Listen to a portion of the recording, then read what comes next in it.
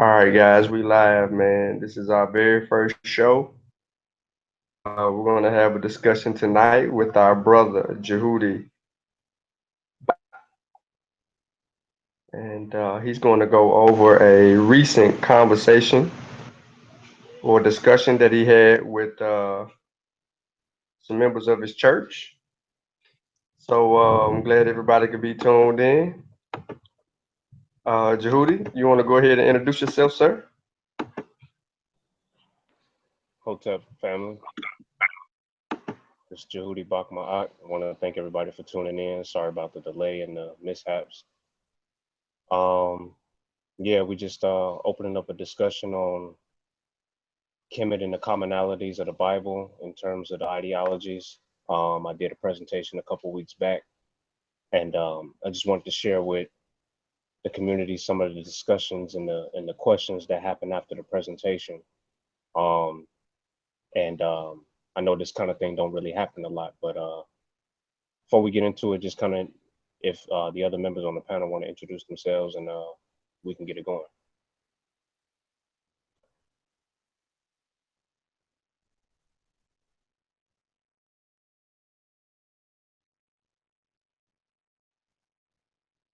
Ladies first.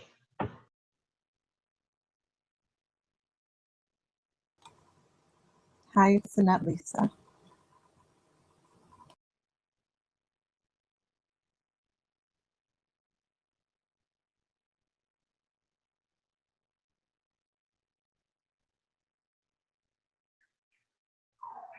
Well, it looks like we had Sanette, Monica, but she dropped off. Right. Hotel. This is Brother Vince. Hotel, brother Vince. What's going on, Brother Sean? Not much, my brother. Also, everybody know me. ETM Hotel, Rennie Sean, a part member of the SESU. Um, let's have a good show, man. Cool. Hotep everybody. So again, thank everybody for tuning in. And so basically, I presented a couple weeks back. Um, I used to attend this church back in 2015 just to I wanted to see if what was being taught in the churches nowadays is really what I felt when I was, growing up, being having to be forced into Christianity like many of us and forced into some type of religious mindset. And what I found out was true. And I saw that, basically it was a bunch of people going to hear the same regurgitated message over and over and over and over and over. And to feel that in my, being an adult was different than to see that being a child. And I thought it would be nice to be able to go in there and let them know, hey, look, you know, y'all, it's a lot more information out here as it pertains to, history and everything that you've been taught. So let me give y'all a snippet of what y'all been missing when y'all just go by one book or one source of information. And that goes for anything, any field of study. You always want to make sure that you got more than one source on the subject matter so that you can be able to verify what's going on, the information that you're taking in, and you know that it's true, right, and exact. You're studying algebra, you got about 4 or 5 algebra books you're probably dealing with, and as well as any other subject. I mean, you're gonna have books, you know what I mean? Not just one book in a class, you're gonna have more than one. Um, and for those of you who caught the presentation, I was received well. That crowd, I've been cool with them for the last couple months, so it was they weren't offended and it wasn't anything disrespectful that was exchanged. um it's a pretty touchy topic, but it was an overall good presentation. I was very well received. And one of the things I want to kick it off with is discussing this whole issue of racial identity that came up before I went live on that Saturday. um I was told by a couple of the young brothers there who are African American or descendants of Africans, Okay, there's Sinette, Monica. You want to go ahead and say something real quick? Oh, peace to everybody on the panel. Peace to the chat. Oh, I don't think the chat is open, but peace. All right. Was just talking about how there was this issue of racial identity by a couple of the young African American brothers, and they first thing they said when they came in there, they was like, "Well, we know we're here to learn about Africa and African things, but I'm Native American, and chime right in. Yeah, me too. I'm part this or part that," and they get the name in different uh, Indian tribes, as they say, and that's been something that's been a big issue for me personally, because I know these brothers, they don't know anything about DNA testing, they don't know anything about much of anything else, yet alone their own doctrine. Um, and we'll get into that a little bit later, but that was one of the first things that was said as far as who they are. And I asked the brothers, I say, you do realize that when you go to a job and fill out the application, and no matter what box you check, when they look at you in that interview, they're going to classify you as African American, and that's how they're going to treat you. And so don't be afraid to claim your African lineage, because you come from greatness, and this is something that you should be proud of and take ownership of, being an African American. So, you know what I mean? That was one of the first things that came up. Um, Anybody want to speak on that?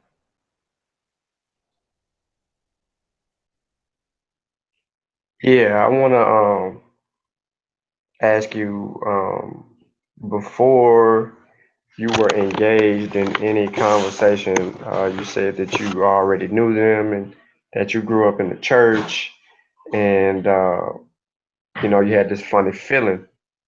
Um, was this funny feeling later in life, or it was just continual since you were being either forced to go to church or when you just started to go to church?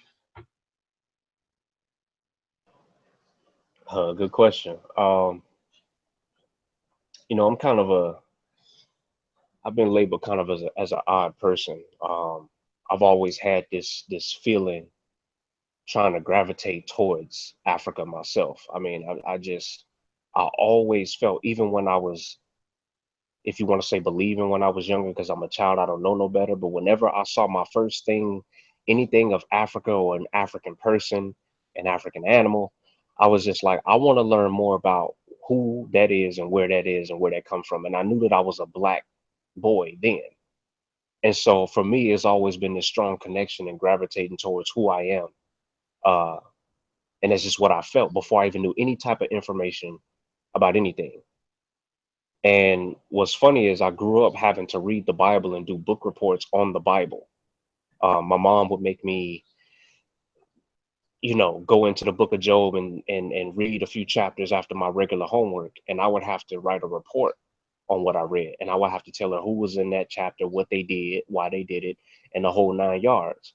So I got very familiar with, some things as far as who different types of ethnic groups were. And things just even then didn't sound right and add up, just how they was just treating the Africans in the Bible. And I'm learning this, I'm talking anywhere from age 7 on up, you know. And I'm just like, this is just not right. How come all of the black people and the African people is just getting treated this kind of way? How are they all of a sudden so bad in what they doing? And how do we know that what do you mean that they shouldn't be worshiping gods and this and that? If they African people and they already been over there, how you gonna tell them that they can't worship what they worshiping and that we all just need to worship over here? I just never really felt that that was right. I didn't feel that that was fair.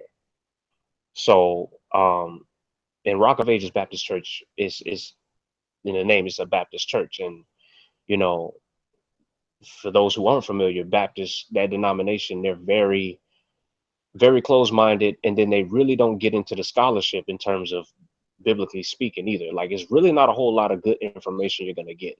You're just going to go there, hear, worship Jesus, praise Jesus, a little hooping and hollering, and then you go home. And I grew up in that multiple Baptist churches, and that's what I experienced. Um, However, I learned how to season my tongue and not be disrespectful in certain conversations. In terms of if I see something that's out of whack, I'll let you know, like, you know what, that really don't make sense. Um, but I learned to, you know, I guess keep my mouth shut because I would also get popped in the mouth by questioning things. You know, we had that grandmother, that mother that want us to, you just read that Bible and that was it. You know, you asked any questions and you got in trouble. So that's pretty much how I got, and I met them through a holiday party over the Christmas holiday. And we were cool, everything was cordial. And, again, I never came with a disrespectful vibe, especially after attending the church for a year straight. I kind of knew some of the faces, and I was like, I'm not really a disrespectful person when I'm interacting with people in general. I mean, that's just not the way to be. Um, and how this whole discussion came about, they wanted to learn. They came across a Brother Polite video on one of their Facebook pages. And I believe he was talking about something that they really didn't understand and they wanted some clarity on it. Um, and so at the time I was dating this young lady, and, you know, she said, well, why don't you come and speak at the church? And, you can go ahead and just kind of, they know that, you about that African information, so to speak. And they want to get some clarity because they know that Brother Polite deals with Kemet or Egypt or what have you, and they just wanted to get some clarity on some of the things he was talking about, and that's what spawned me going to present at the church with dealing with Egypt and Africa, as they were completely ignorant. I mean, they didn't know nothing about really when it comes to Africa at all. So it was kind of a good learning experience for them, and that's how we arrived at where we are, now. And that's awesome. I'm glad you did that because a lot of I know a lot of people that I come across because I've just learned in the last, actually, it's probably been a year today since I've been to New York when I first ran across the information. And I think a lot of people assume know a little bit about their history, and they don't, or I should say, we don't. And so to take that stance to go and communicate some information to some people who wanted to know, that was awesome. And two, for them to even ask and inquire and to be humble and to listen, that was even more outstanding. And so I would say, when you were doing your dialogue, you gave your presentation, because I watched your presentation live. Once you was doing your presentation, and how receptive were they to the information, or where are they now? Have you had a conversation with them since then? Are they a little bit more inquisitive to know?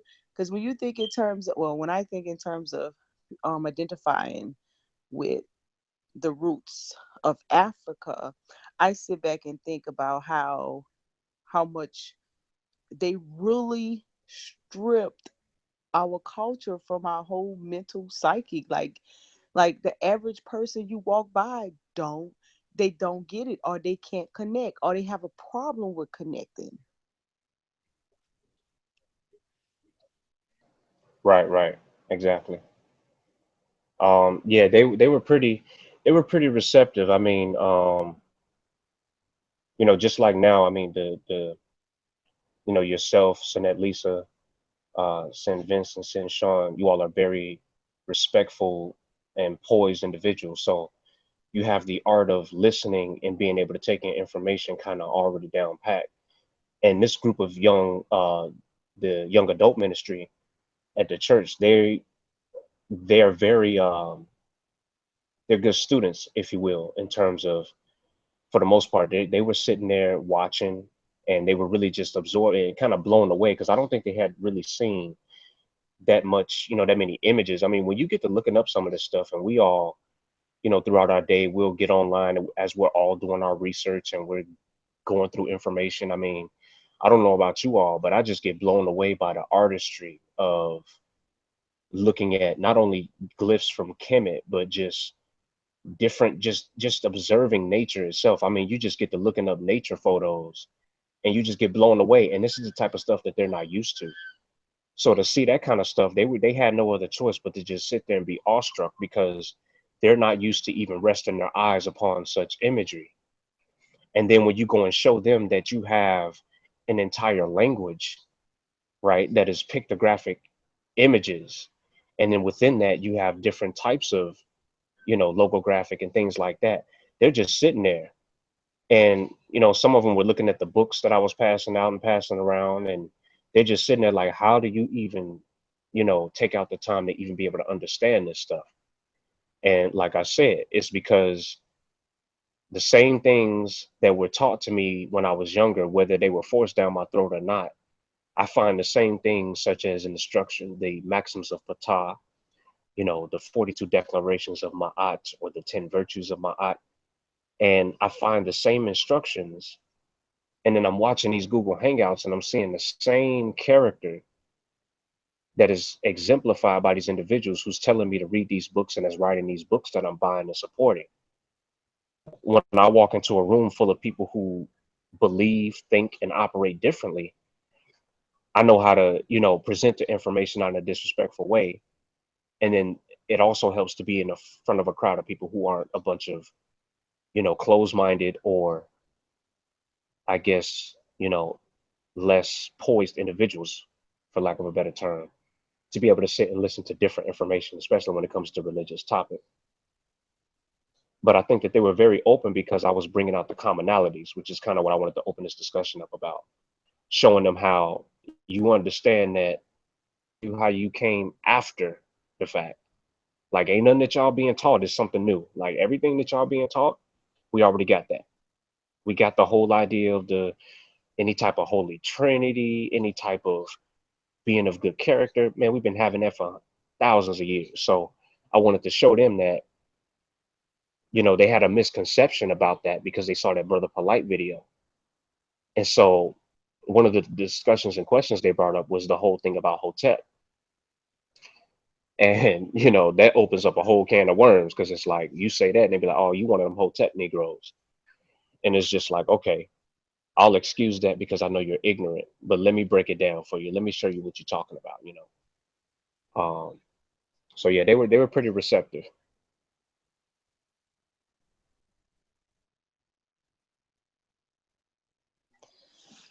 When you express, oh, go ahead, Vincent.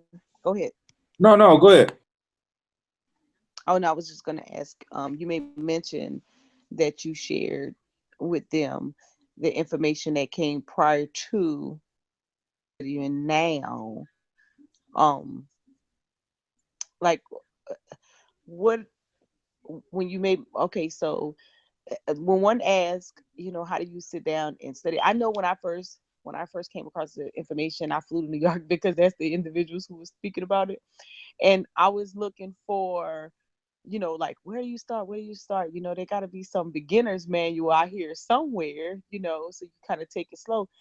And Sabu Ujawu's book was the only beginner introduction to something to Africa, because most of the information that was out that most people have, it kind of just starts from somewhere, right? It doesn't really take you from the beginning. I mean, I know of some books now, but I'm saying in the very beginning. So what did you refer them to some written material or maybe videos to start, or maybe their study? Yeah, I definitely rolled in there with I got my messenger bag, right? My little Djehuti messenger bag with most of the books in my library that I deal with, and they mostly consist of, they got the Brother Wujal's Beginner's Guide to Meta Nature. We got the book that the session just wrote on, has it been deciphered? And I passed those around. I got Brother Jonathan Owens' Magi Archer's Handbook for the Conscious Community. I passed that around. I got the Amara Squad Study Manual, and in that, man, people label that as like a beginner's, for people who just starting out. But to truth be told, there's so much information. They was looking at some of that after the discussion. They was just like, you know what? It's just information in here that I just need to look at for like regular history class that I wasn't taught in. And it's just like, yeah, you know. So I definitely referred them to, you know, some of those sources, and just I taught them a little bit about methodology in terms of how to really go about learning about something, because they're just used to, because it's written down in the book that it's right and exact. You know, it's not that Brother Ujah was right because he wrote a book, or the Seshu is right because they wrote a book. No, it's about the content on the pages, and the fact that not only do I study this stuff, but I also deal with other cultures and languages. And I shared this with the group, the fact that I find the same things in Japanese characters that I do in Medu Neter. You know, I have video games on PlayStation that I play that are entirely in Japanese. And I find the same things that are being said when it comes to character building, when it comes to family relationships and the importance of keeping things pure and being of good heart. All of that's coming out through the video game. And throughout the course of the years, I've been slowly learning and digesting that and studying Kemet in Africa, you know, alongside of that. Yeah, I've been kind of dibbling and dabbling in this information for a while. So I let them know, hey, it's a long process, but there's a couple good sources that I've come across as of late that really get you, like you said, Sanet, where you get the beginner's manual of how to really go about learning this stuff, because it's overwhelming at first. But, you know, there is some good stuff out there. And I definitely shared those sources with them. And they seem to be interested in wanting to learn more, but, you know, I haven't spoken to them since. I said I was gonna follow up with them, but I've kind of gotten busy with work and things like that. So yeah. What kind of things did they say to you to challenge you after it was over with? I would imagine there would be some challenging questions as far as the information you presented. Was there any of that? Yeah, it was. You want to say something, Sin Vince? No, actually, I had the same question. Okay. I know you've been waiting to speak for a minute. So yeah, that one of the things that one of the brothers that brought up being he was actually the pastor's son. And you know, he kept saying, well, what is it that you all believe? What is it? He was trying to get a title, like a word. He was trying to put us in a box, trying to conceptualize it and say, well, this Egyptian Kemet Africa stuff, what is it that you all believe in? What is it summing up? He was trying to sum it up. And I was trying to explain to him that it's really just a way of life, and it's not necessarily, we weren't focused on titles. Like, we weren't walking around calling ourselves the Remetch all the time to each other. That wasn't what was going on. And we wasn't trying to, and then you got to understand that as you get deeper into studying different African cultures, you understand that they're so diverse within the one ethnic group that you're talking about 5 or 6 different type of people in the Fulani tribe or in the Malinke tribe or in the whatever. So you have different cultural nuances within the one culture as well. So there really isn't, it doesn't do it justice to try to sum it up.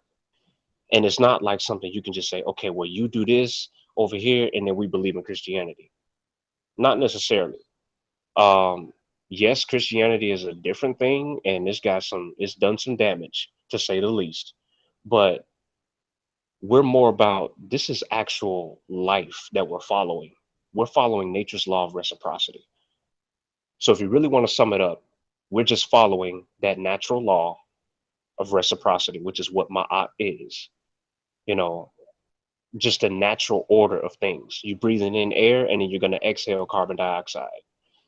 You know, you have a person in your family that transitions, you bury them in the ground, those elements decompose into the ground, the rest evaporates into gas and water, and you're breathing in that air and you're drinking that water, and it repeats itself. And then you eat the same food from the same ground that you know, bury your grandmother, grandfather, whoever, and you're eating from the same sources that you're putting something in. So you're practicing reciprocity whether you realize it or not. That's just the order of life. And they were trying to really push like we have a belief system, and it's not really based off a belief system. When you come to this side of the fence, we're really operating off factual information. They didn't just believe that, oh, we can build these monuments, or oh, we can just walk around and do this, that, and the other. We were basing things off facts, you know.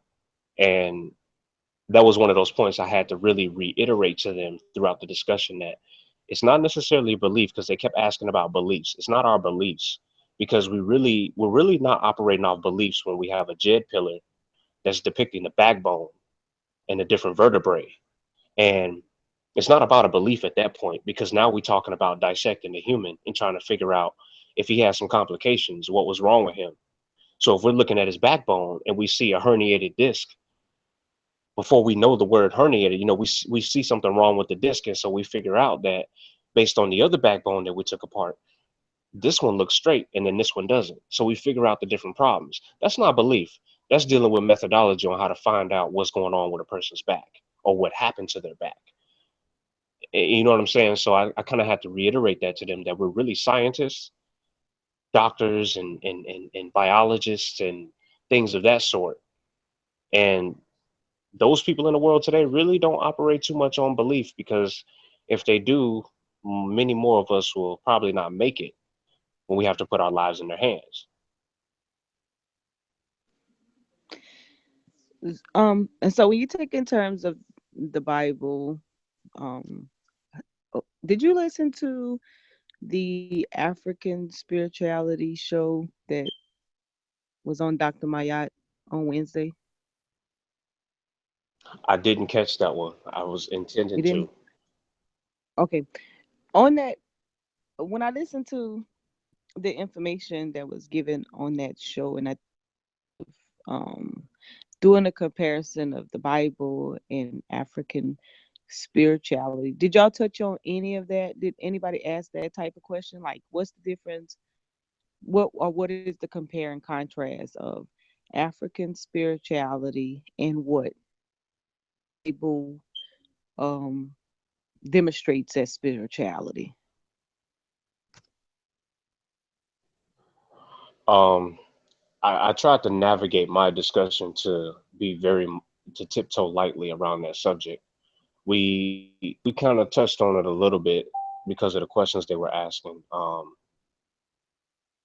Know a little bit in the discussion that we weren't so focused on seeking outside of ourselves when it comes to the whole concept of spirituality and what to follow and what not to do.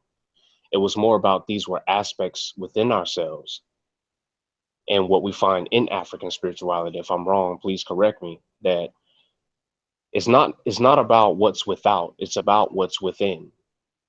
And within ourselves, we can see ourselves in nature. You can see aspects of yourself in the baboon. You can see aspects of yourself and in the earth that you're standing on in the hippopotamus, you know. And these are the type of things that our ancestors were observing and still observing right now to this day, of looking at these wonderful creatures in nature living amongst us, having some type of characteristic that we can see and observe amongst ourselves.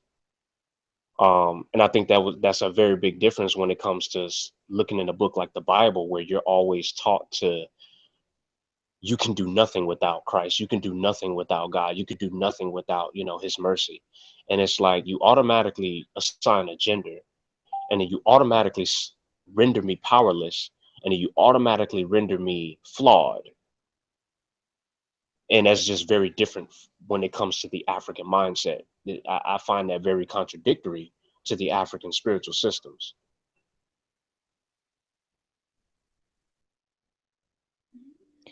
Do you think do you think the way in the Bible how um I don't think it's after a significant event, but maybe upon gaining a particular knowledge or maybe moving to a different position where they did the name changing, that has some correlation to to Africa, because I noticed like people would change their name. um Present time, I'm not sure if that was if name were given, um, in the earlier times, if names were given based off characteristics or things of that nature, or was it um, where they changed their name after receiving a particular position? Do you think that has some correlation with the Bible, where, like, for example, Abram became Abraham, Jacob became Isaac, Saul became Paul? You know what I'm saying? Yeah, I do see, being one who's raised reading the Bible and having to get into the stories, like you mentioned, Abraham's covenant and how he's, only by being obedient to, you know, and it depends on, like you said, the different names. If you're going to talk about Yahweh, or if you're going to talk about these different names, depending on the time period, what we're calling God at the time, it's his obedience that gets him the covenant to become Abraham. And I do see there, because the Christianity, Islam, and these things are definitely fragments of the African spiritual systems. You definitely see some of the core root values there, and I kind of focused on that in my presentation. So I don't mean to like bash or put down or say that it's completely not African, but I know that the embellishment of all of the extra on top of the core principles takes it away. Um, but as far as what does correlate, like we do have a concept of, you need someone who's exemplified as the messenger, and you need someone who's exemplified as, this type of characteristic, and the whole concept of the 12 disciples, and being able to correlate that with certain things in Africa. And there's so many commonalities between Kemet, the Bible, or different spiritual systems in life that I've found that a lot of us are really trying to talk about the same thing, but we're focused on putting all those extra embellishments on top, to where we're just sprinkling some dirt on top of some good ice cream here. And it was good by itself, but until we start putting that dirt on it, now it's just like, man, I can't eat that no more, because you've ruined it with some of the other heinous acts that are put into these other religious texts that take away from the core principles of what they were founded upon.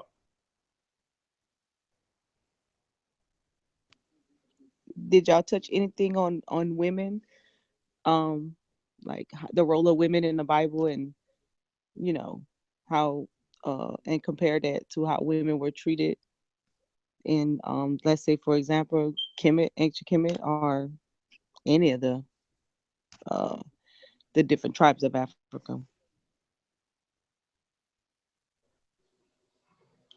We didn't, not particularly that day, but I do find myself having this discussion often, almost daily, with coworkers or family members, whoever, in terms of the very big difference of how many times women are mentioned.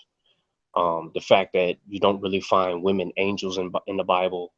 You don't find, you have a couple good stories that you can bring out in the Bible about the importance of our queens, such as, Ruth, the book of Ruth. And what's interesting is, when I start to talk to people who are really into their religious system, I find that secretly they really don't understand the importance of how our queens are to be treated and how they are to be respected. Because they'll say things like, well, the woman ain't even supposed to be doing this anyway. And I'm like, well, who said that? Well, the Bible says. And I said, well, there you go. Because that is not how we do things. You know what I mean? In certain spiritual systems that don't come from that Mesopotamian area. We don't do that like that. We treat our queens differently. In fact, she's often the one telling us how things are run, depending on where you look. So that day we really didn't get into that as much. There was a lot of other questions flying, but it's definitely one that's needed to be brought up. It's a very big one.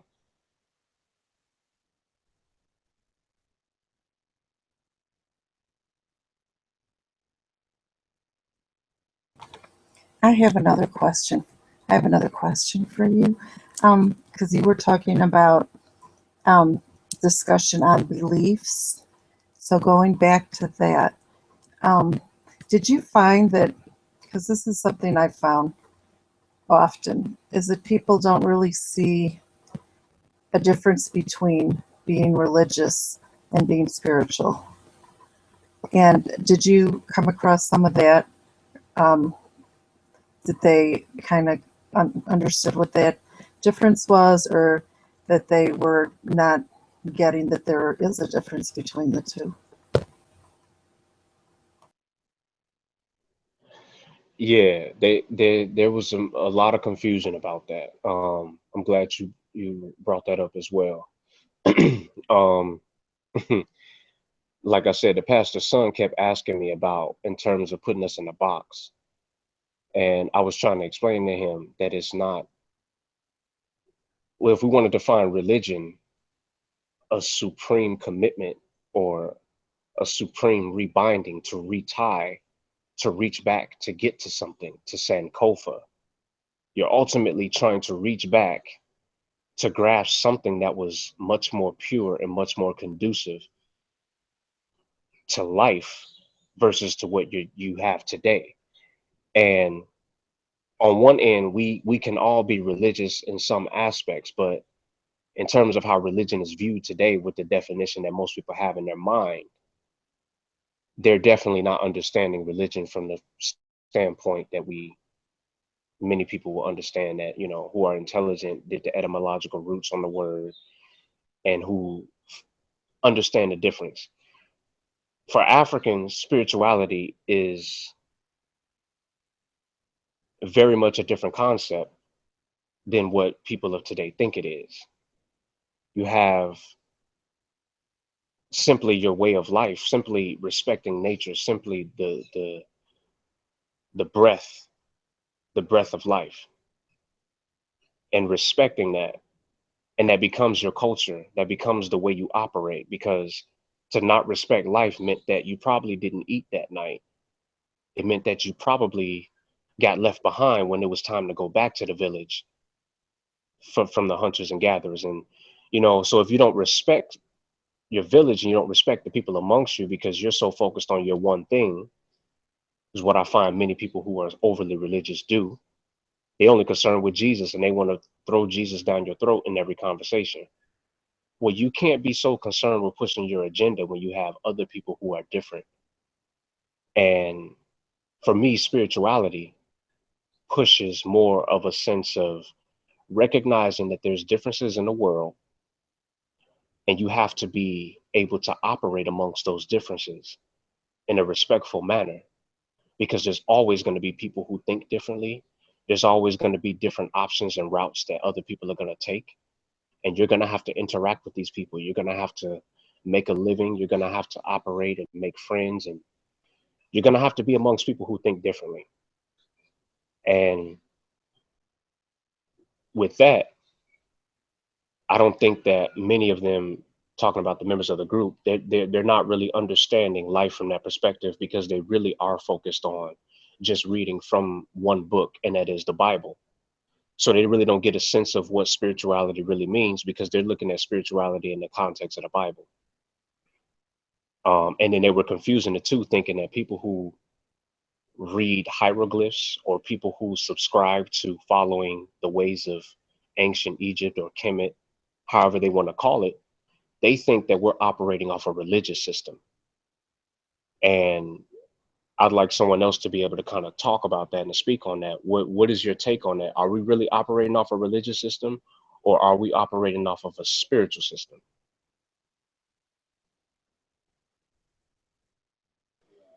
Well, I'm not qualified to speak on that one, but according to what the show on Wednesday, they related spirituality to culture. Well, culture was one of the things that they related it to. And in taking it from that content, then I would say no, we're not operating from a religious perspective. Um, but I do know, in order for someone to talking about undoing a thought process that has gone on from ever since they can actually think or comprehend or understand, right? So I had asked this question before, in an open discussion, is, where do we direct someone to even just start? Because a lot of information is all over the place, and most people who go to church, and so you're talking about younger people too, who go to church or have been in a church environment for a long time, they don't even have no idea what they stand on. I mean, they say they stand on, I confess Jesus Christ, my personal Lord and Savior. But when you really get into, do you really know or understand what you're doing or saying? They don't really know. But because it's world known, or it's predominantly known in their environment, they roll with it. Um, so I guess like I said, I'm not qualified to speak on that piece, but I think one of the things that we have to, when we're doing a compare and contrast, are we even having a conversation and opening up the eyes of someone else, or giving them an understanding, is, where do we lead them to afterwards? No, I think I had to listen for almost a whole year just to kind of get out of the mindset of, oh, it's not idol worship, or, oh, they're not evil, because that's what you're taught.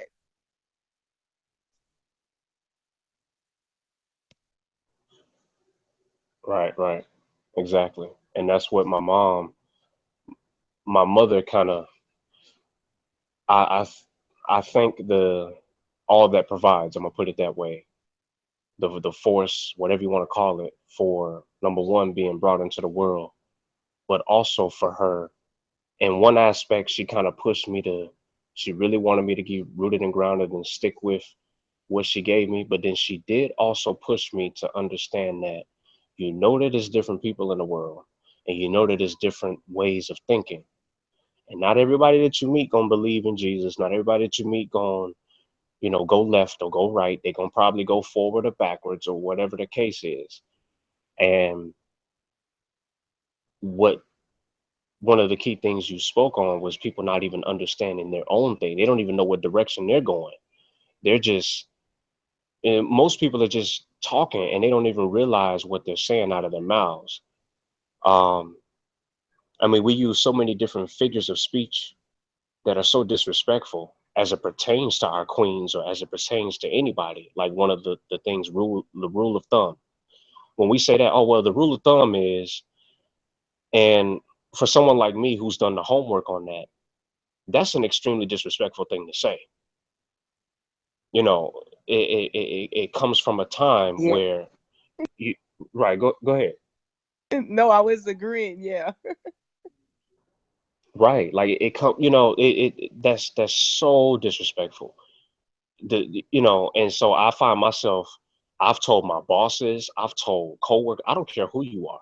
If you say rule of thumb to me, I'm gonna say, well, depending on if we're a mixed company, I'm gonna pull you to the side and say, hey, there are some people out here who walk around with books all day long, and some people who don't, who have just done their homework on some of these things that you said, some people who have lived experiences that find that extremely disrespectful, you know.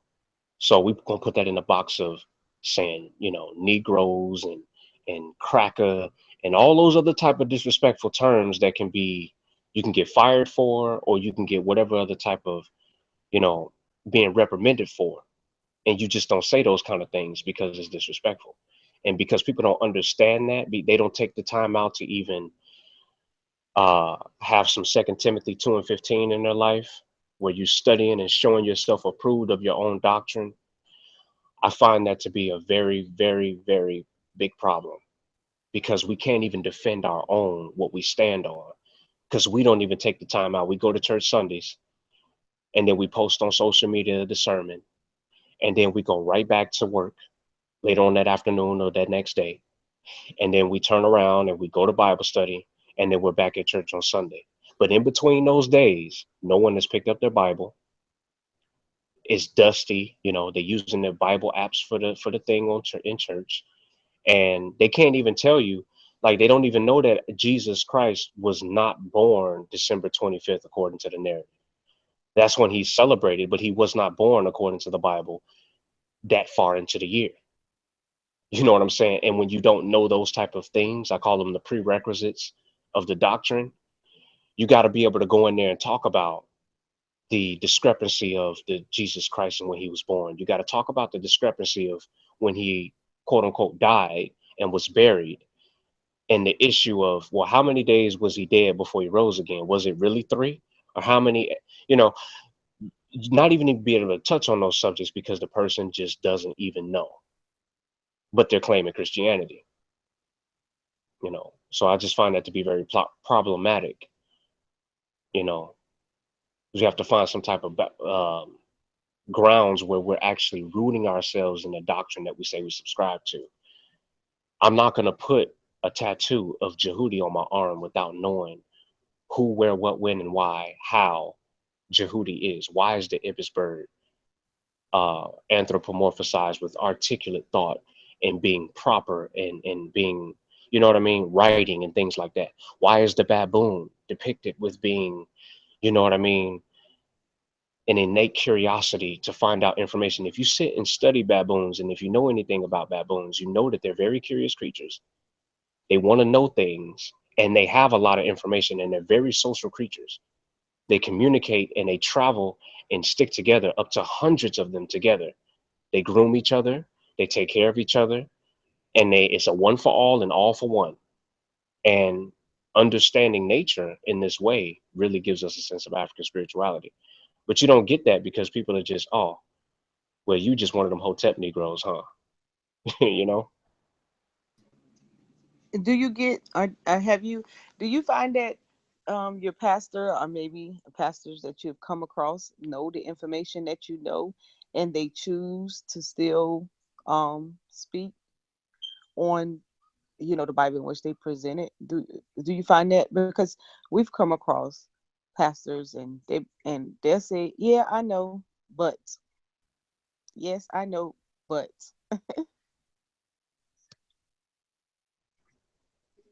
does that Yeah, yeah, go ahead. there's that word of negation, but, which pretty much excludes, like if you were to say something, Sinette, and then I go, yeah, Sinette, Monica, but we need to deal with our fixing our bad credit, but no, ain't no but. You need to get your stuff in order. And yes, I've encountered plenty of people who profess to know even a fraction of what I'm talking about. And I know that they don't know, because I know other people who I won't mention, who have claimed to be able to read hieroglyphs in their day, and they don't even know the first thing about why the horned viper gets the sound that it gets. I know you ain't being that specific. I know that for a fact. And as it pertains to pastors, I've had a couple conversations. I met a pastor one year flying out to Cali to visit my mom. Met him on a plane, and we opened up a conversation. And he said, "Well, it's interesting that you're seeking out other knowledge and everything, and all of that stuff is great. The African civilizations, the monuments, and this and that. But, and there's that word, but." And I said, "But what, Pastor? What is there a but to?" Where I'm coming from is that I don't need you to tell me something that came 10, 20, 30, 40, 50,000 years after the fact, that I've already established our civilization. We don't have high cholesterol. We don't have diabetes. We're not dropping dead from heart attacks. We're not having an overload of sodium in our system, a week's worth of sodium in one sitting of food. We don't have high fructose corn syrup surging through the veins and just dropping dead for no reason. So when you come with your culture, I don't need anyone telling me that I need to go ahead and just pray and ask Jesus to deliver me of a disease that I caused my own self to have, because I chose to think that I knew everything because I had this one book. And there is no but when it comes to some of this information. And I say some because no one knows it all. Only a fool knows all. And based on the little that I know, there is no but when it comes to, I need to absolutely remain a good character. Even when he's giving me the but, the but, the but, I need to remain in good character because I know he doesn't know, even though he says he does. Because if they really knew like they say they do, then you either want to go ahead and continue to pimp the community, which is what we find. Creflo Dollar. I have no shame in saying that. I've actually been victim of people and pastors taking money out of my pocket, seeing them walk in with a new pair of shoes every Sunday that I know that costs $300, $400, $500 a pop. But yet I'm still sitting here struggling, but I'm paying my tithes. No, I don't think so. So if you know the information to be false, or if you know the African information to be exact, how can you sit there and still push the agenda the way it's being pushed? How does giving you $10 of my money, or $100, or however many dollars, it's going to advance you? You definitely seeing the blessing from that. You reaping the harvest. I'm not. I'm sowing the seed and you reaping the harvest. Do you find that it's like really difficult for people to relate to African spirituality? Like they'll shun someone if they are, if they start to look like their culture. But then when you get um was it Buddhism or Hinduism or any of those different Indians, for Native Indians for that matter, and they are doing their culture, they're doing their thing, word, or they may even participate. But as soon as you bring up the culture, cultures or the different spirituality systems, or maybe I think I think Black Panther, he's been promoting some festivals that are coming up. Soon as you see someone trying to do that or promote that, you get a lot of flack. I mean, do you find that a lot? Um, yeah, I do. I really do find a lot of people having some type of resistance, especially when you start to explain things, because they'll look at something like you said, brother Black Panther. He is promoting those festivals, and we have a lot of stuff going on here in Chicago too. I'm very involved with the West African drum and dance community here, and you know, a lot of people don't understand when they see these images and they see the flyers and they'll see a big bull on the front, and they like, oh my God, they got this bull, this calf. Are they trying to put Baphomet on there? Like I've literally heard that, and or they'll see any other type of symbol that represents something that's different, a different culture than what they're used to. Or when you start to talk about it and they're looking like, well, what are you talking? First, for one thing, they don't even know the first thing about what you're talking about. You might as well be speaking, Chinese to them, because they've never even heard, they don't even understand that how diverse these cultures are. I mean, you can go 5 miles down the road and you got a whole nother dialect of the language, almost a whole nother language. And so I do find a lot of resistance until you have a little bit of time to sit down and break things down and slow walk them through it. And you be like, hey, look, man, you know, yeah, we got a bunch of snakes around here on our crowns and stuff, but guess what? The snake ain't looked at the same way as it's looked at for you. Ain't no talking serpents lead me to no type of eternal damnation in my spiritual system.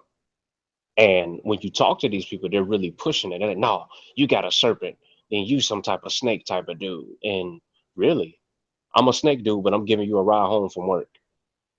So you got a problem with this snake that's on the crown of something that I have on my page, but I'm giving you a ride home from work that your other Christian brother wouldn't do because he didn't want to go out of his way, you know. So I find a lot of that coming up too for people that have a problem with something. They really need to look in the mirror and check their character in the first place to figure out what you having a problem with. You got a problem based off the narrative. That's what you were programmed to have a problem with. You really don't have a problem if you think about it, because ain't no snake ever really done nothing to you, but yet you got a problem with it.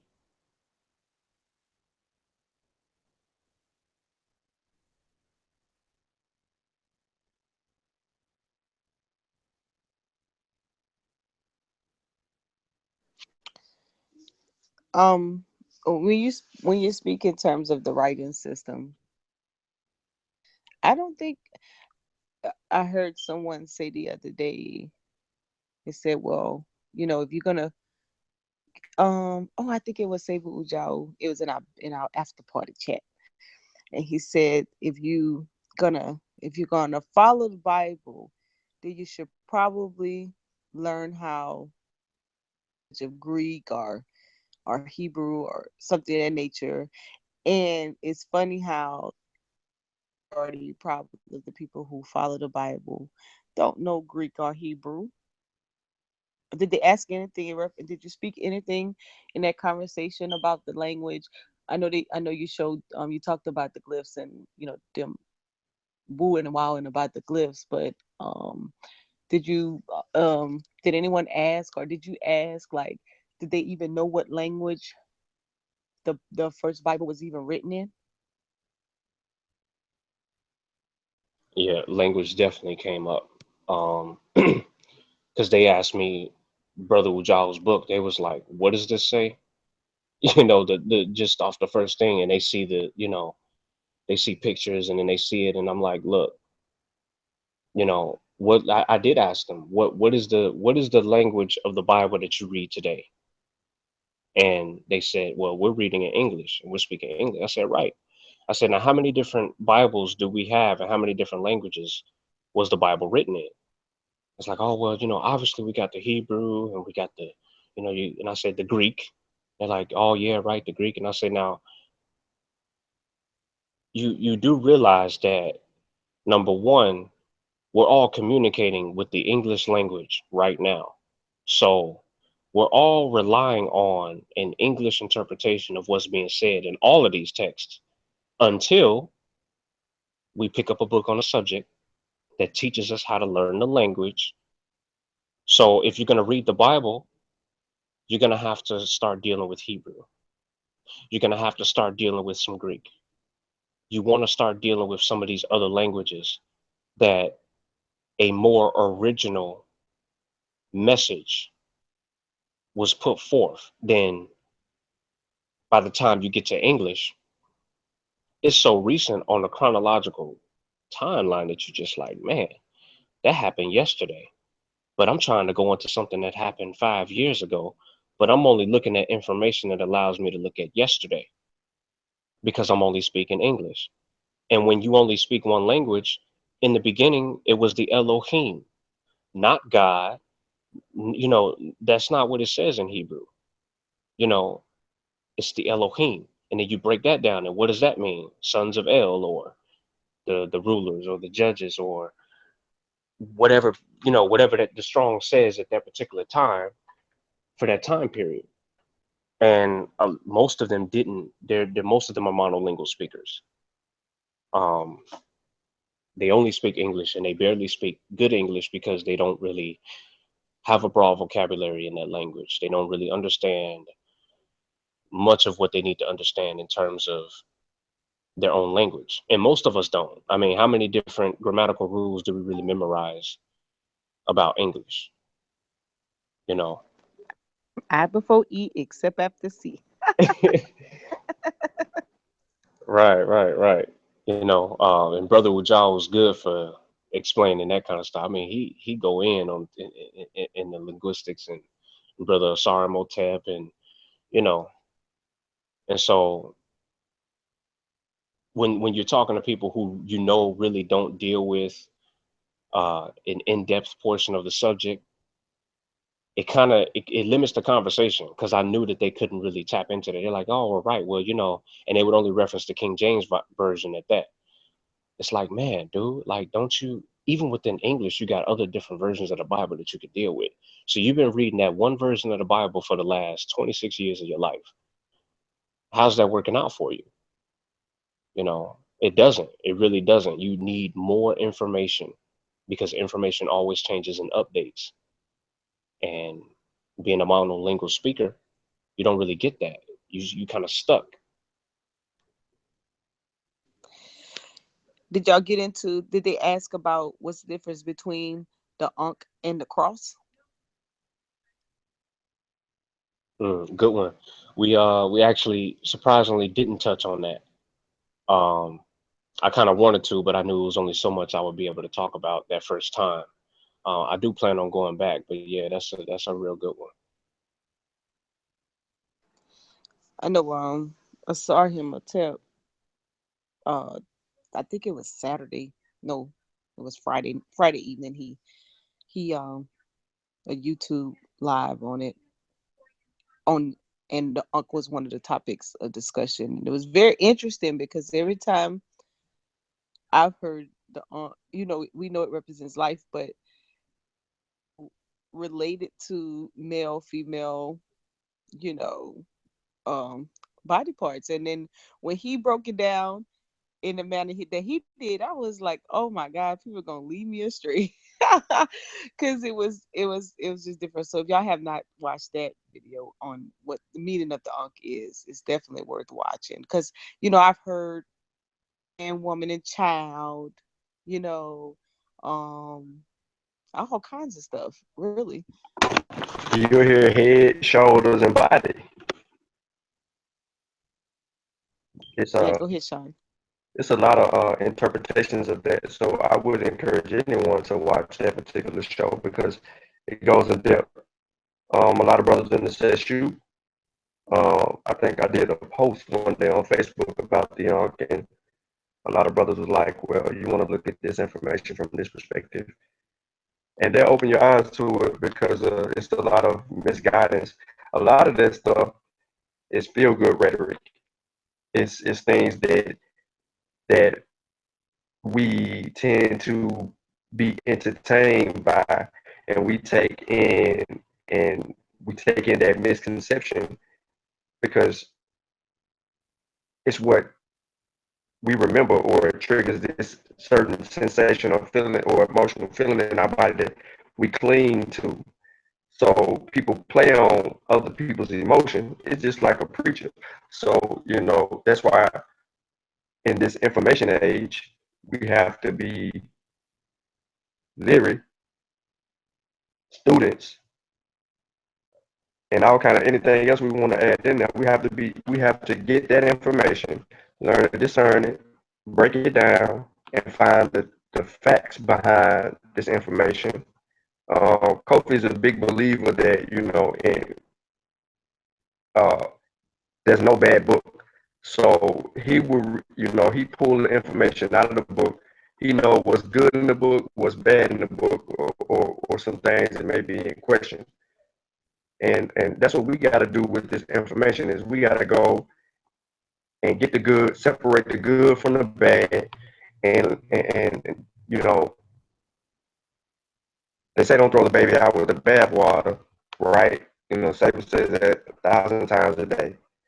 So we got to take that good, keep the good, and then transcend that and move it forward, and just move on from there. But you're making a good point. Please watch that if nobody has watched it. It's on his channel. It's the last thing he done on YouTube. It's an excellent build, um, especially if you have attention span, which some of us need to redevelop. But back to Djehuti. My bad, man. Oh no, please. I've been kind of talking all night. That's I definitely caught that hangout. I've been watching a lot of Brother Asar Motep stuff. He's actually one of the when he go into the Chaluba Bantu and the cognates of Maat and the different. He inspires me because I deal with that on the West African side a little bit. With studying djembe and the percussion in West Africa with the Malinke ethnic groups coming out of the Malian Empire.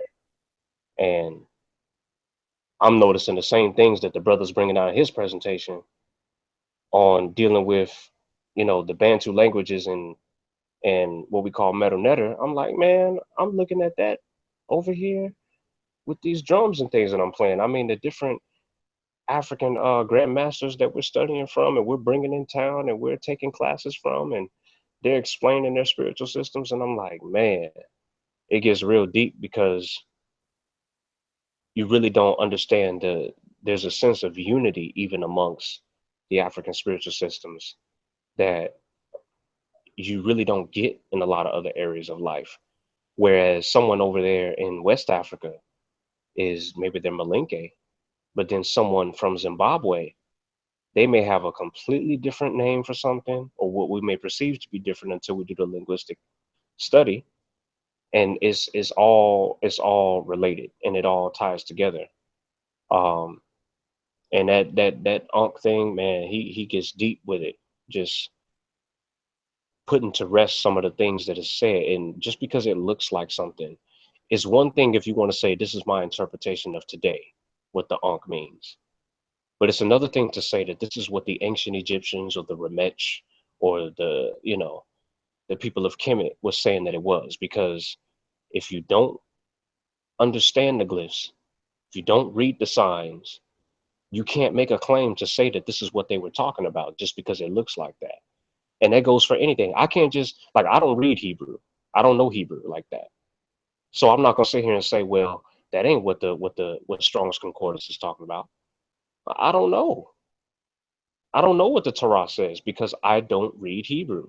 So I'm not gonna say what isn't what and what is because I don't read I don't know the language. And I think that's a very good point in terms of these presentations are being put forth and this information is out here. We really need to tune in. And if we want to talk about this information, let's get right and exact.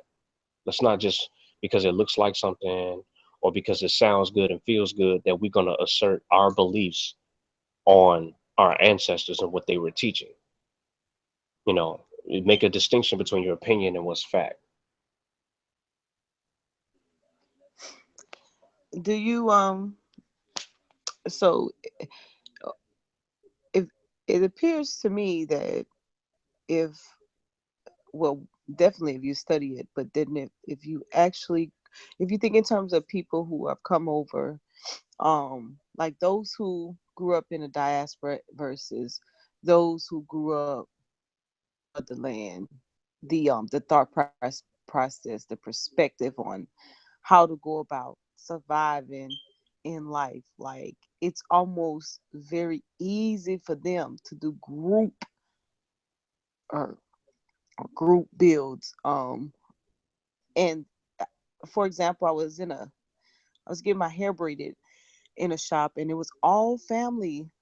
Um, and they, of course, they were straight from the motherland, and they were all working together. It was all family. And then when they were done, it was like when they were almost getting ready to close up the shop. They were cleaning up and they're working together.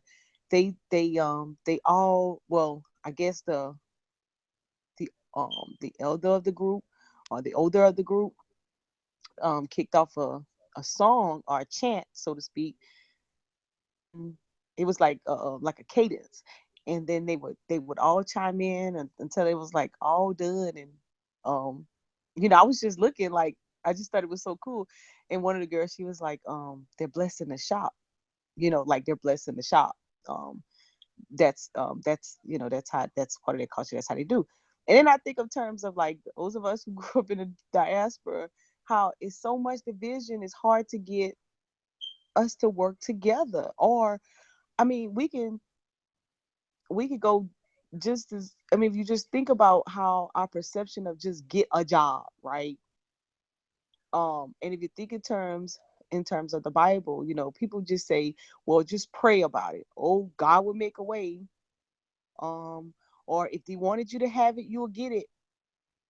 Um, just that mindset right there from a biblical perspective, and then transitioning over and understanding some African spirituality, or the way of life from the beginning.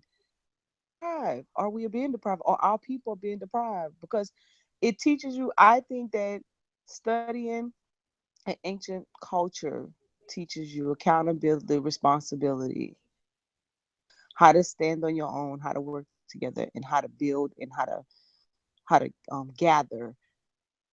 Think in terms of what I know of coming up, because predominantly what you've learned came from a church perspective.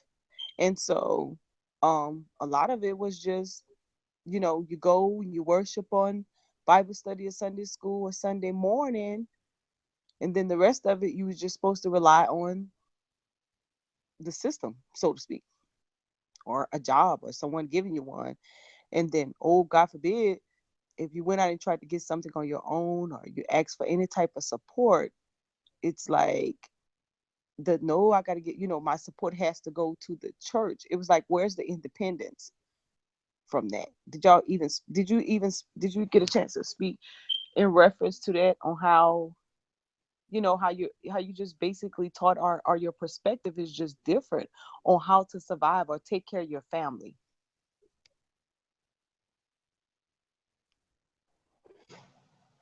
I think that that's that's a key element that we are missing, um, in terms of how to operate with what it is that's guiding us.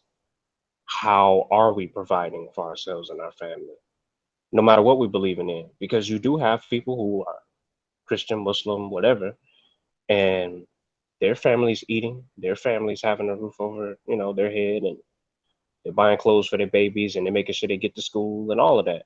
And it ain't necessarily nothing about a bunch of people running around screaming no name about their mouth and even reading the Bible every day, but they're operating off the necessities and the basic prerequisites of life. And I think that in the beginning of life, we have to separate that. We have to make sure that that's the first thing. I mean, when Abraham, you know, before he can get his covenant, he has to be able to feed himself.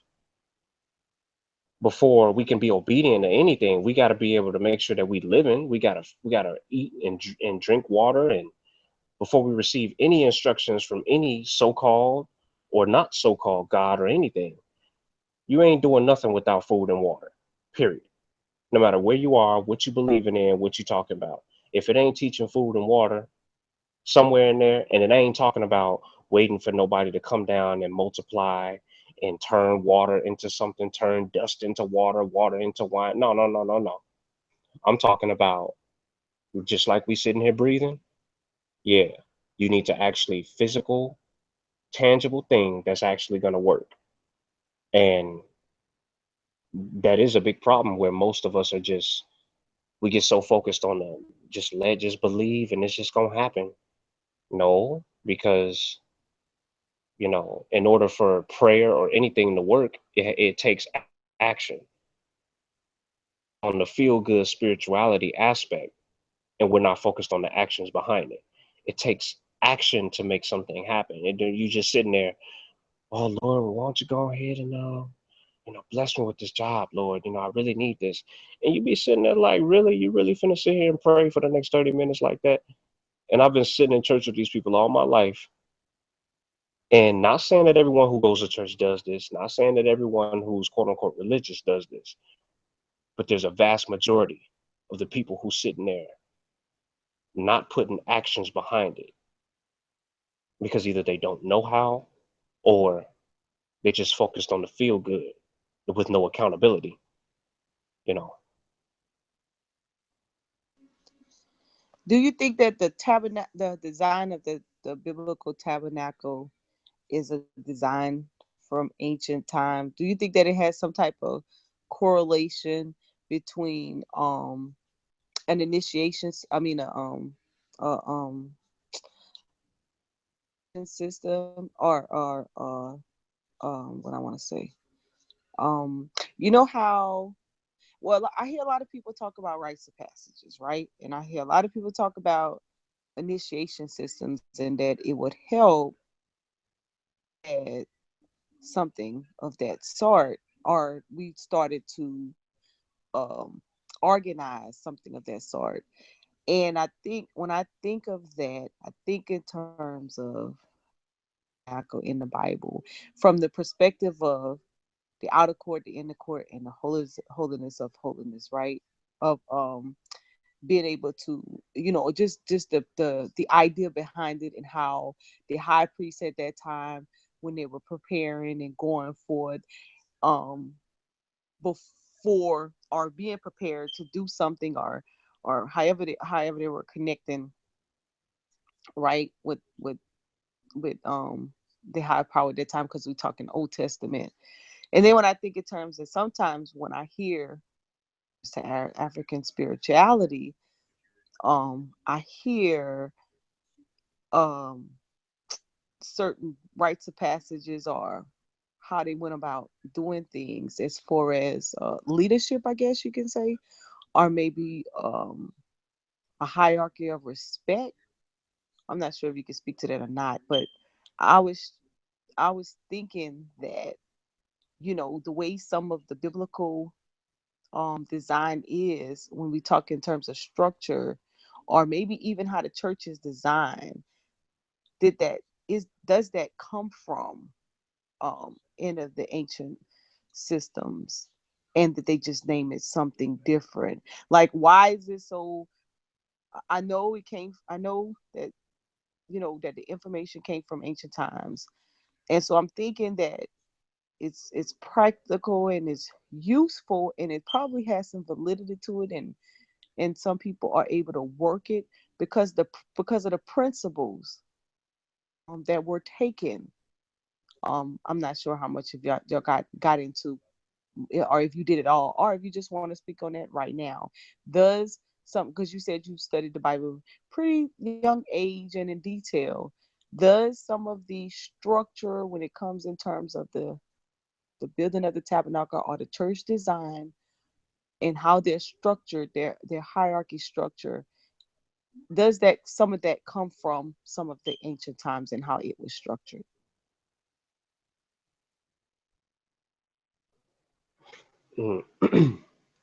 um, I feel that much of what these systems are built upon, we're so far along the timeline that those basics of life that really give us the building blocks on how to go about building our tabernacles, or how to go about operating on the basic laws of the land, and absolutely those core values, um, without all of the extra fluff that distracts us, dealing with the core. What is the root of what you're trying to get people to do? If you're looking at the information, and you have to really go through it with a fine-tooth comb to really see, okay, it's going to take some sacrifice in order to make something happen. You know, it's going to take a certain level of obedience from all of us in order to make something happen. We all have to come to one accord. So building of a tabernacle, oh, we can observe that when we building of the Sphinx, or we building of, you know, the various pyramids that are being built, and, you know, building our different housings and just structures, period, in terms of coming together and unifying. That is absolutely a common thing that we can observe. Um, and a sense of communism does take place, because ultimately we all trying to, again, eat, sleep, you know, reproduce, and we try to do it all over again. We all have to do the same things.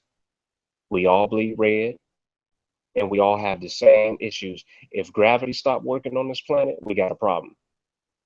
If the oxygen suddenly was to be, the chemical structure was to be altered, so it was no longer oxygen and it became strictly carbon dioxide, we'd have a problem.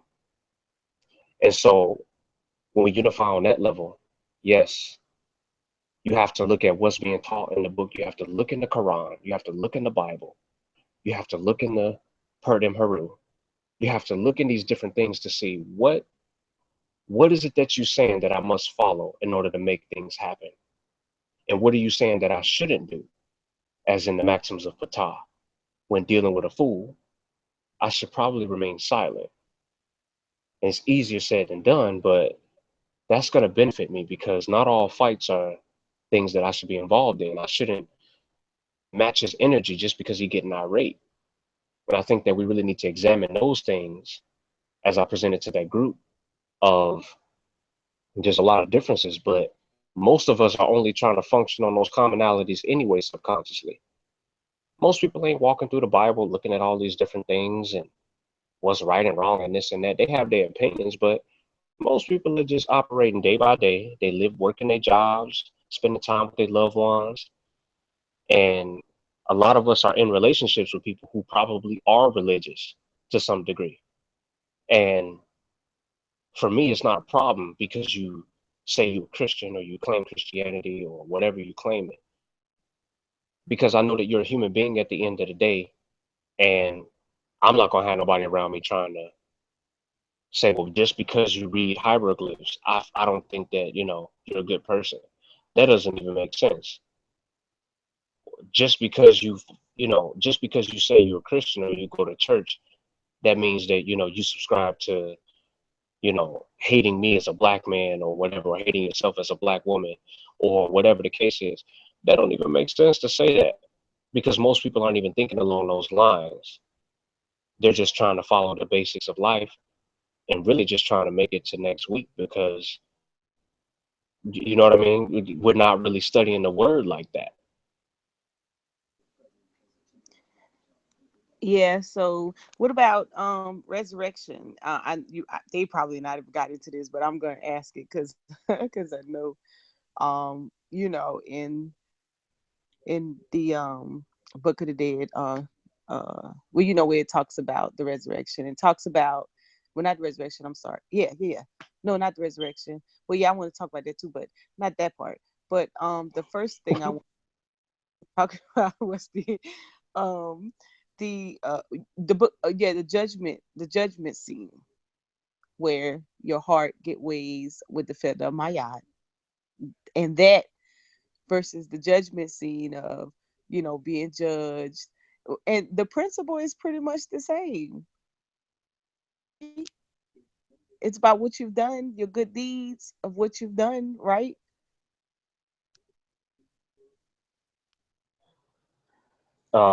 Yeah, I would say based on my limited knowledge of, reading the glyphs and really starting to begin to understand the language.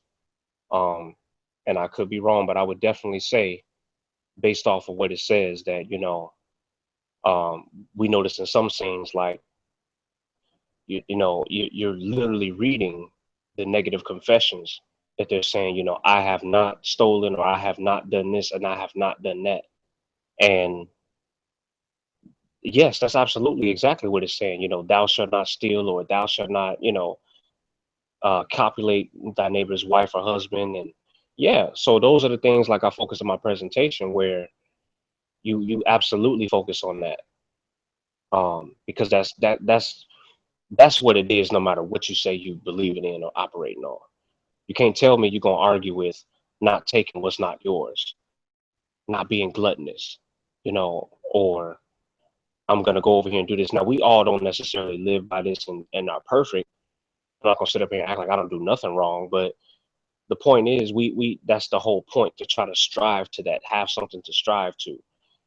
I think we need to just strip a lot of these other things and just focus on those core values.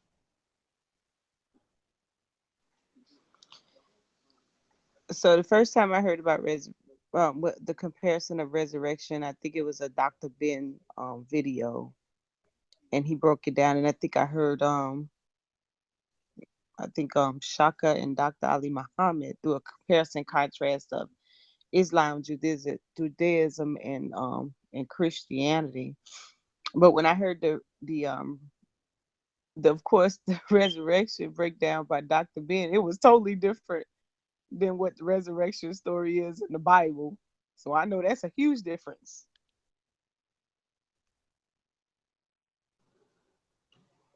Yeah. Uh, again, it even becomes down to the issue of language. I don't know what is some of Sinet Lisa or Saint Vince, Sean. What do y'all think? What do y'all about the resurrection or anything we've been kind of speaking on?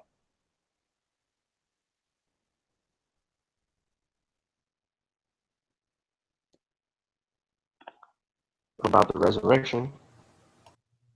Um, I'll let y'all go, Vincent.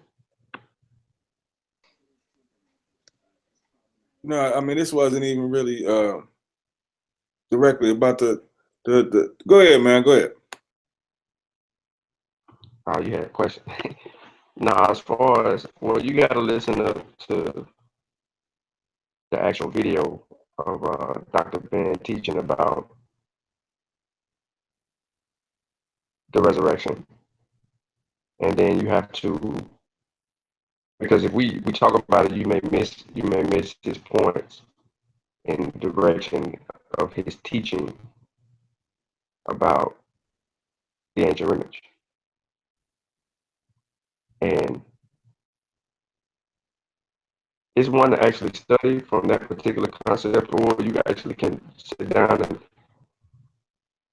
and this is a good thing to build on with a Sekou Jawu because um, the direction that it goes with dealing with one versus the other, it has so much more meaning into it. What I will say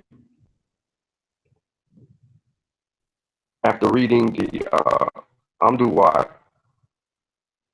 and I read the pyramid text, James P. Allen's version of the pyramid text, which I need to get a different version of the pyramid text because I like the ones that have the hieroglyphs, the translations, transliterations.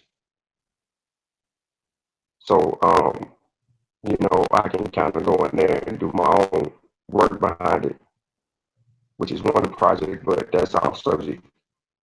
But in reading the Amduat and understanding those underworld texts, and then you get into reading the other stories about the mythological stories that they dealt with at this particular time,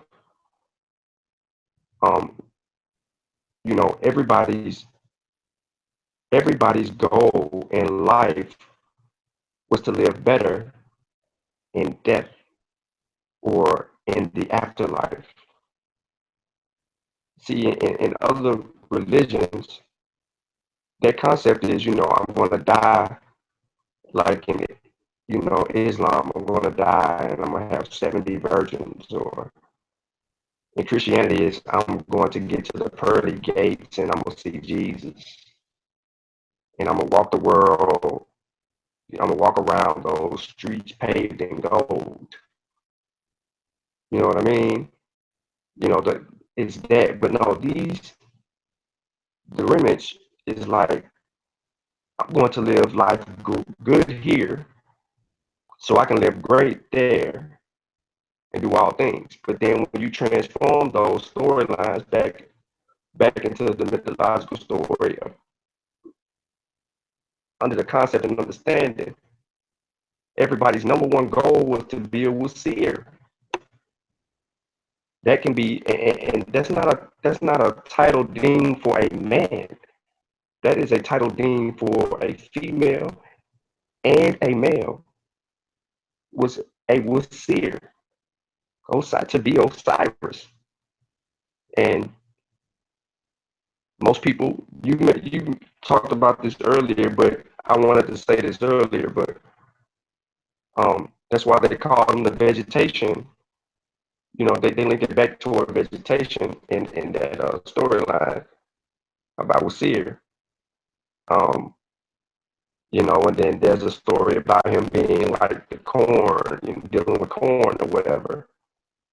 And though these are mythological stories that we all can gain a better understanding and concept, that's why I said you got to go back and listen to Dr. Ben teach on that particular topic or engage in Sebu Jawu in that particular topic because they both do an excellent job in educating you on what is actually going on in these mythological stories and the true meaning behind them.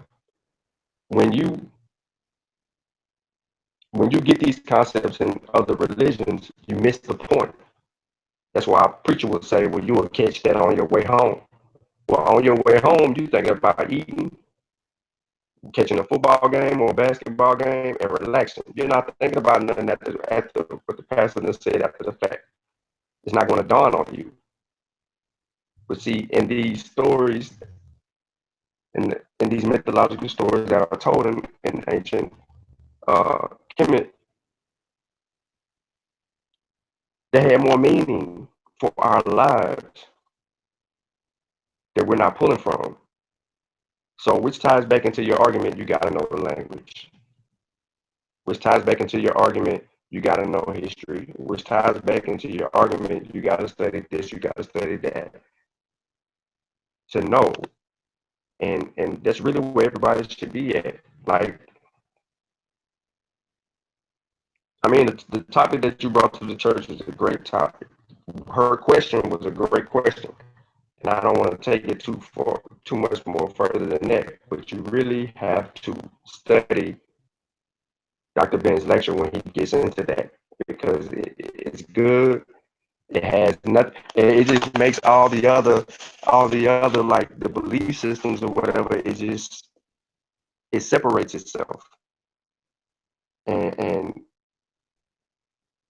in my eyes, I think they try to demonize the differences so that African spiritual systems, not just in Kemet, but on the West and in Central and so forth, they try to demonize that so that we can't reach back to that and have it inspire us to be even greater than we are as a people.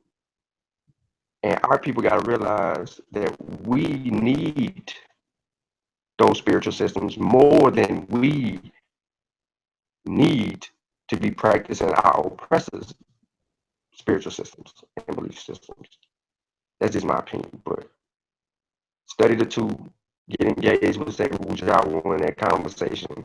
Watch where he takes it. He will teach you these things. He will talk about these things. He will elaborate on the mythological stories. He will even get into some West African if he need to. He was pretty amped about having that conversation on Dr. Maat.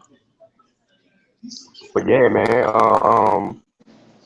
Peace to the brother Kofi. Welcome to the panel, man. We are live on Facebook. I'm glad you are. I mean, not Facebook, on YouTube land. We live. Yeah, man, we are live, man. I'm glad you can jump in. I know you working hard tonight. Hotep coffee. But yeah, Hotel. What's up, Kofi do an excellent job with it too, man. I mean, he can get in on that. That's his topic, man. What's going on? We were just talking about Monica asked a question about the differences between the church or the Abrahamic faiths and the ancient women Resurrection story. dealing with the resurrection stories. Oh, um, she want to know what's the difference. Or ask the question again so I can be clear. Yeah, well, I was asking, well, I was, we were talking about comparing and contrasting the Bible and, ancient spiritualities and things like that. And so I had made reference to, I had watched a video with Dr. Ben and his explanation of the resurrection. And then I was talking about the Bible's explanation of resurrection and how those are two different things by far. Yo, Like, how did they get that story from that one?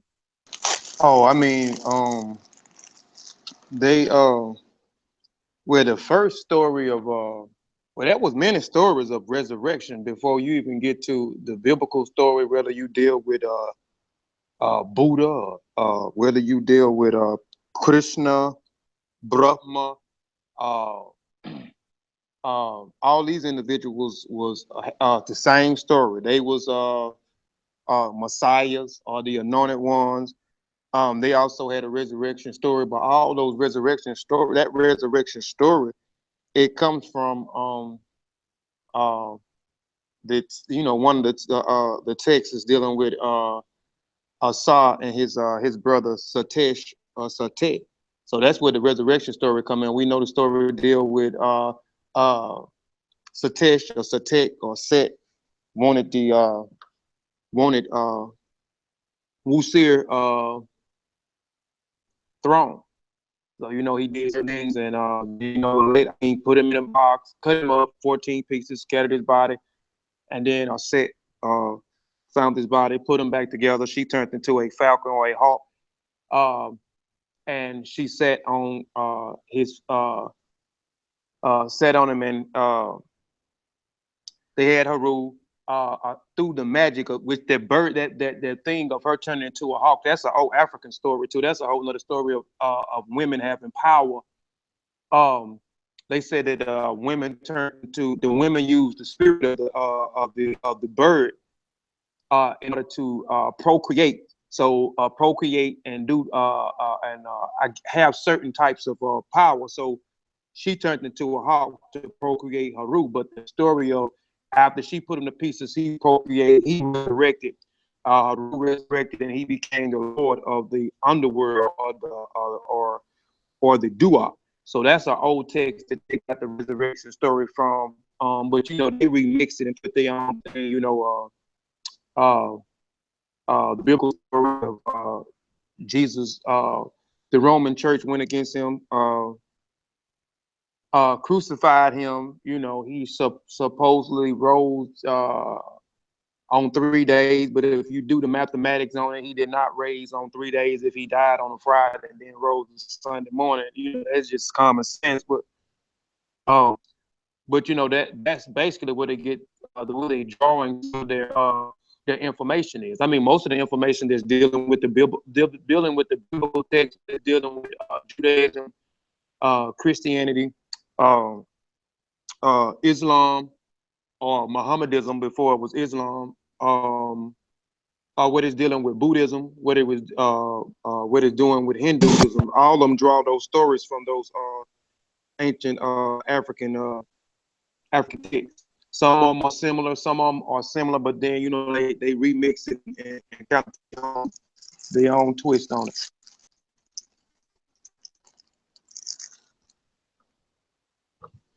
I hope I was able to answer that. If not, I can go a little further. I mean, you still need some clarity?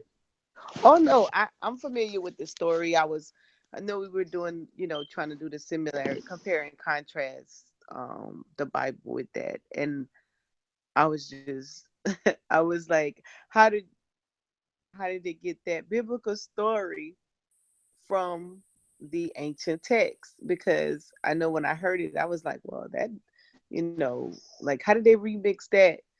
Because, I hear most people say that Bible, or if not all of the Bible, came from the ancient text. So I was trying to figure it out, like they just remixed that. Yeah, but when I'm saying they remixed it, but a lot of people not talking about that.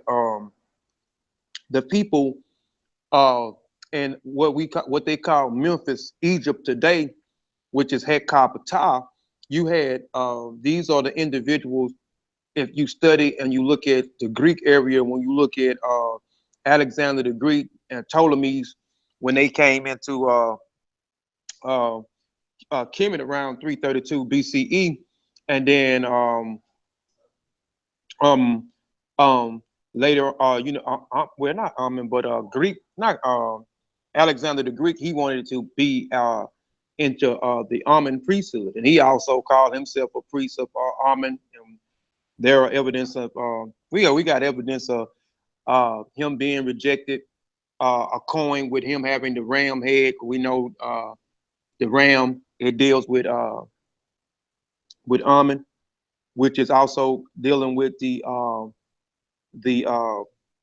dealing with Aries. When you go into the different areas dealing with Aries, you had an area because we are in the age of happy, or we in the age of the water bearer pouring forth war. That is the Aquarius. So different, but during that time, and they had to be out of the well, yeah, they was out of the year of the Aries. But anyway, dealing with the Coptics, you know what I'm saying? If you look up the word Coptic, the Coptic can go back. I guess if I'm not mistaken, I think Coptic means Egypt or Egyptian or something similar in that form. But those individuals in Hekapatah, what we call Memphis, Egypt, in that area, during the Ptolemies area. The Ptolemies wanted to have things in their own image. You know, everything around them was in the image of the Remich, of the people. Of the Kemetu. So they ended up those people. So well, anyway, Ptolemies ended up ransacking the temples, ransacking the temples, and taking all of the sacred papyruses out of the temple, the spiritual texts out of the temples, and they ended up housing it in the Hetkar Ptah temple at that time.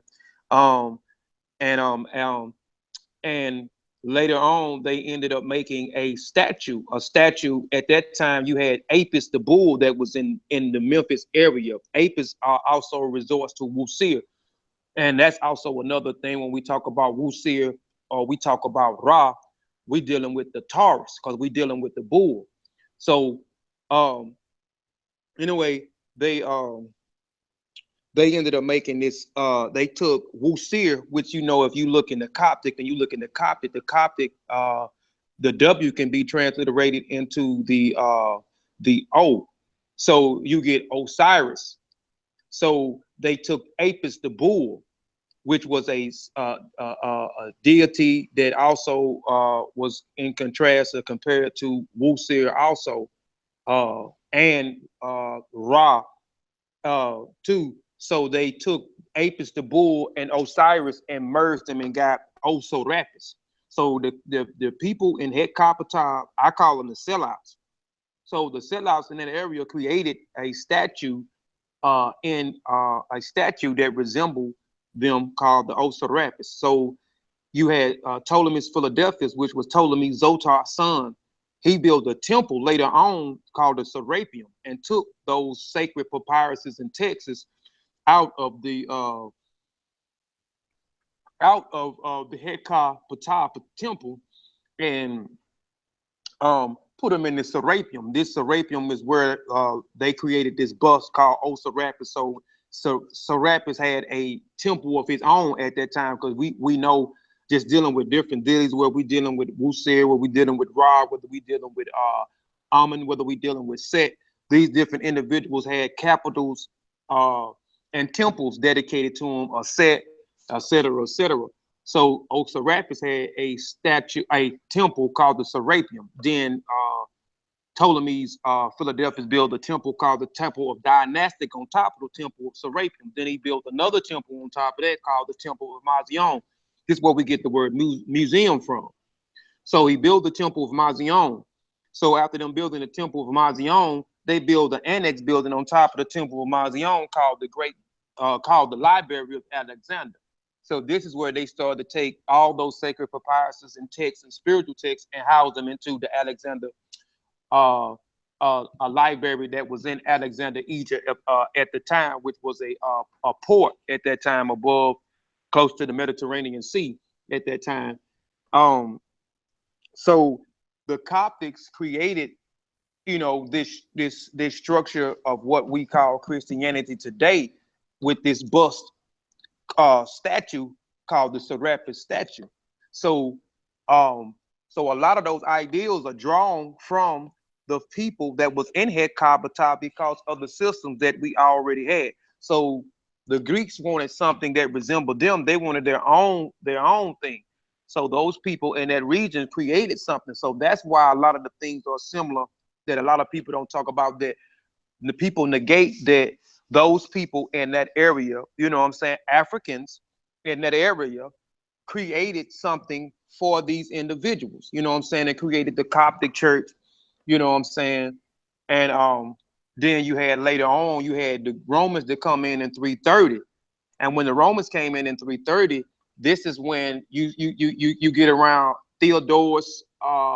Theodorus ended up shutting down majority the rest of the temples uh, uh, where our ancestors went and worshiped it and congregated it.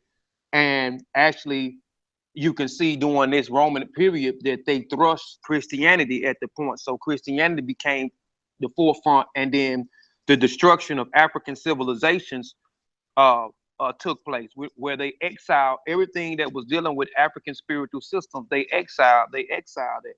Even if you look back and you go through the Hellenistic period through the Greeks, the Hellenistic period was the same thing, them pushing their culture and excluding African culture, especially when the Romans, they abandoned that. You know what I'm saying? That was paganism. You know what I'm saying? You was an infidel, you was a heathen if you practice those different things. So they outlawed that. So destruction of African systems took place at that time, and Christianity was thrust toward the front. But our ancestors at that point in time, which they had pressure on them too. I'm not gonna say that, because if you look, especially during the Ptolemies area, they ransacked a lot of the temples, and they made it even harder for a lot of people up and down the Nile at that point in time. So I'm guessing that the people in Memphis just wanted to just got tired and say, hey, we'll create something for them. So they ended up creating some. So this where, I'm assuming a lot of the similarities coming from, because a lot of people don't talk about the people in Memphis, those Africans that actually created something for Ptolemies and created this Serapis statue, and then created this form of what we call Christianity today.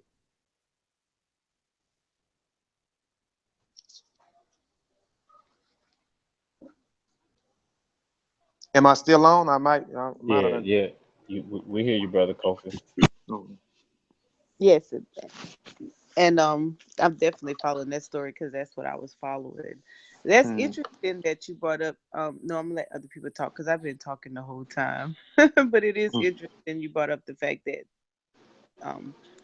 some of them they actually created that for the Greeks. So Yeah, but a lot of people, what I'm saying, don't talk about, where the actually Coptic Christianity or Coptic came, because Coptic was a big thing, especially when you go and you look at the Emperor Constantine during the Roman period. They are arguing over this. So you got the Council of Nicaea, and I think 325 BC, 325 CE, if I'm not mistaken. You can go back and look at that, but I think it's 335. Then you had the Council of Ephesus in 431.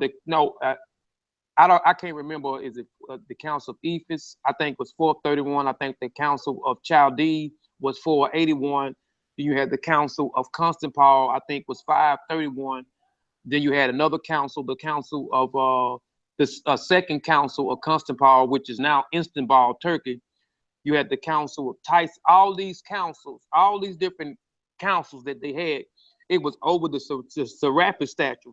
You started to see during the Council of Nicaea, they started rejecting Aries, and everybody that had Aries thought Aries said that Serapis, this is where you see the thrust and you see the push of this Jesus character come from.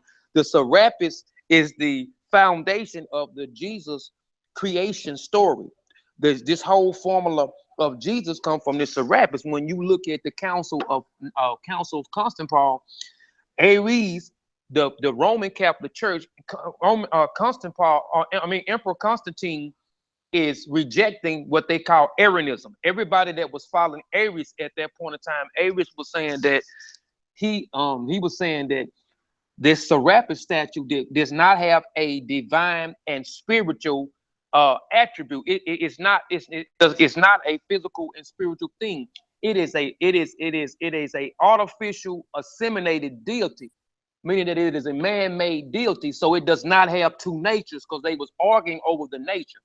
And at this time they was trying to come up with a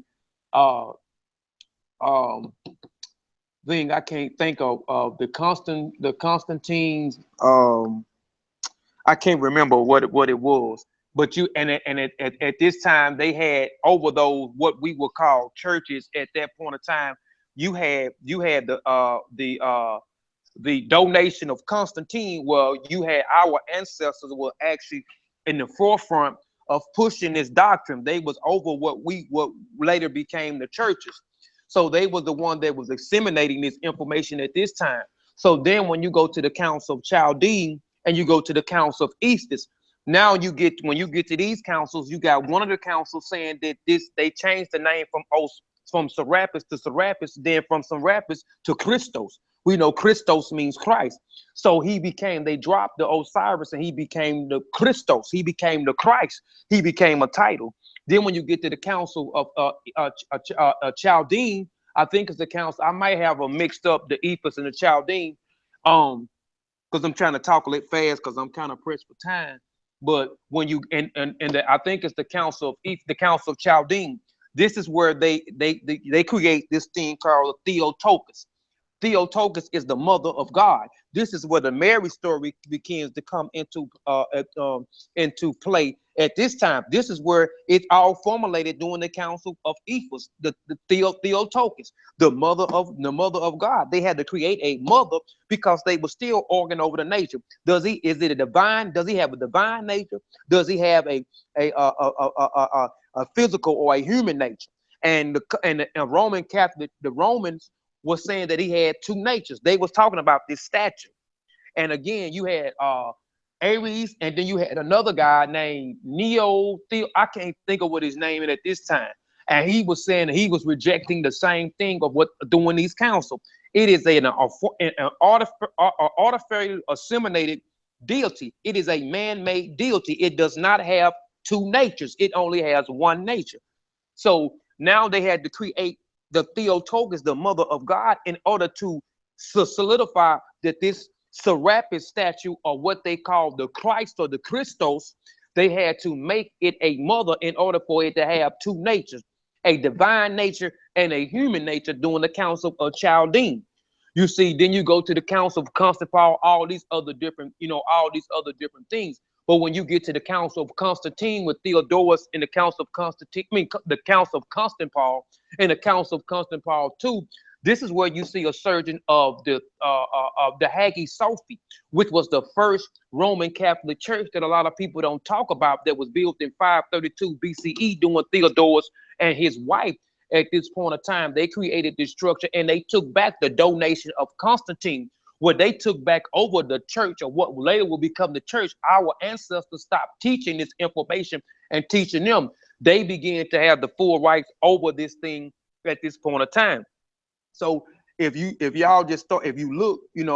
at the story, you will find a lot of information dealing with some of how this stuff is similar. If you study the Greeks invasion, if you study the Ptolemies era, you study Ptolemies Philadelphus, you study the Temple of Serapis, Diagnostic, the Temple of Mazion.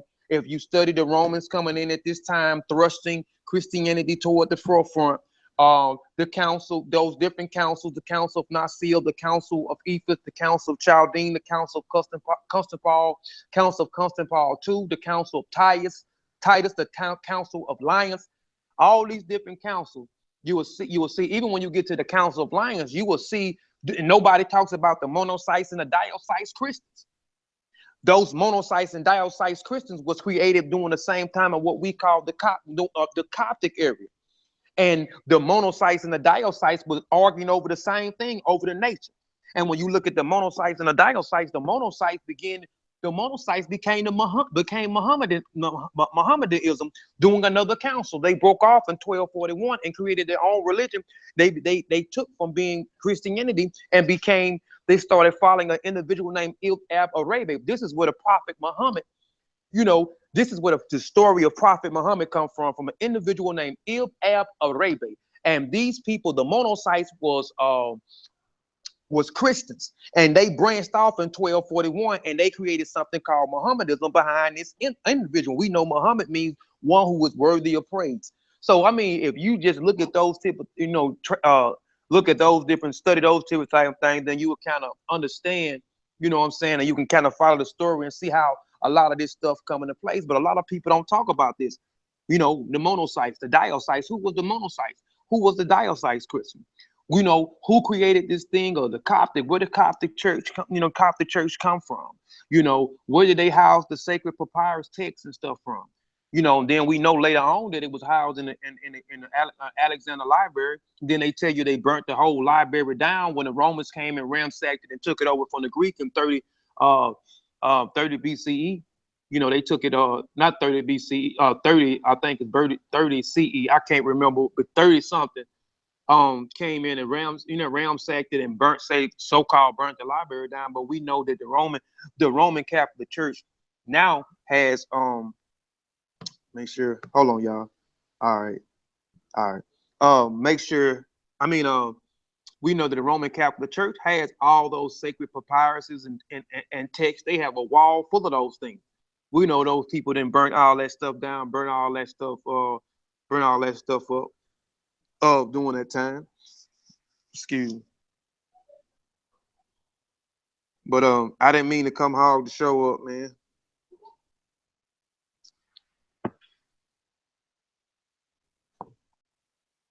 Yeah, he's still Djehuti, his spot, man. This is his show, man.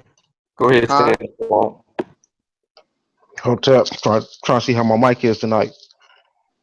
Can y'all hear me? Yeah, we can hear you. Yeah. All right, I got a question for y'all. I'm gonna take it a step deeper for y'all. This what I've been debating on. In this one group. The question is, did Kemet have religion?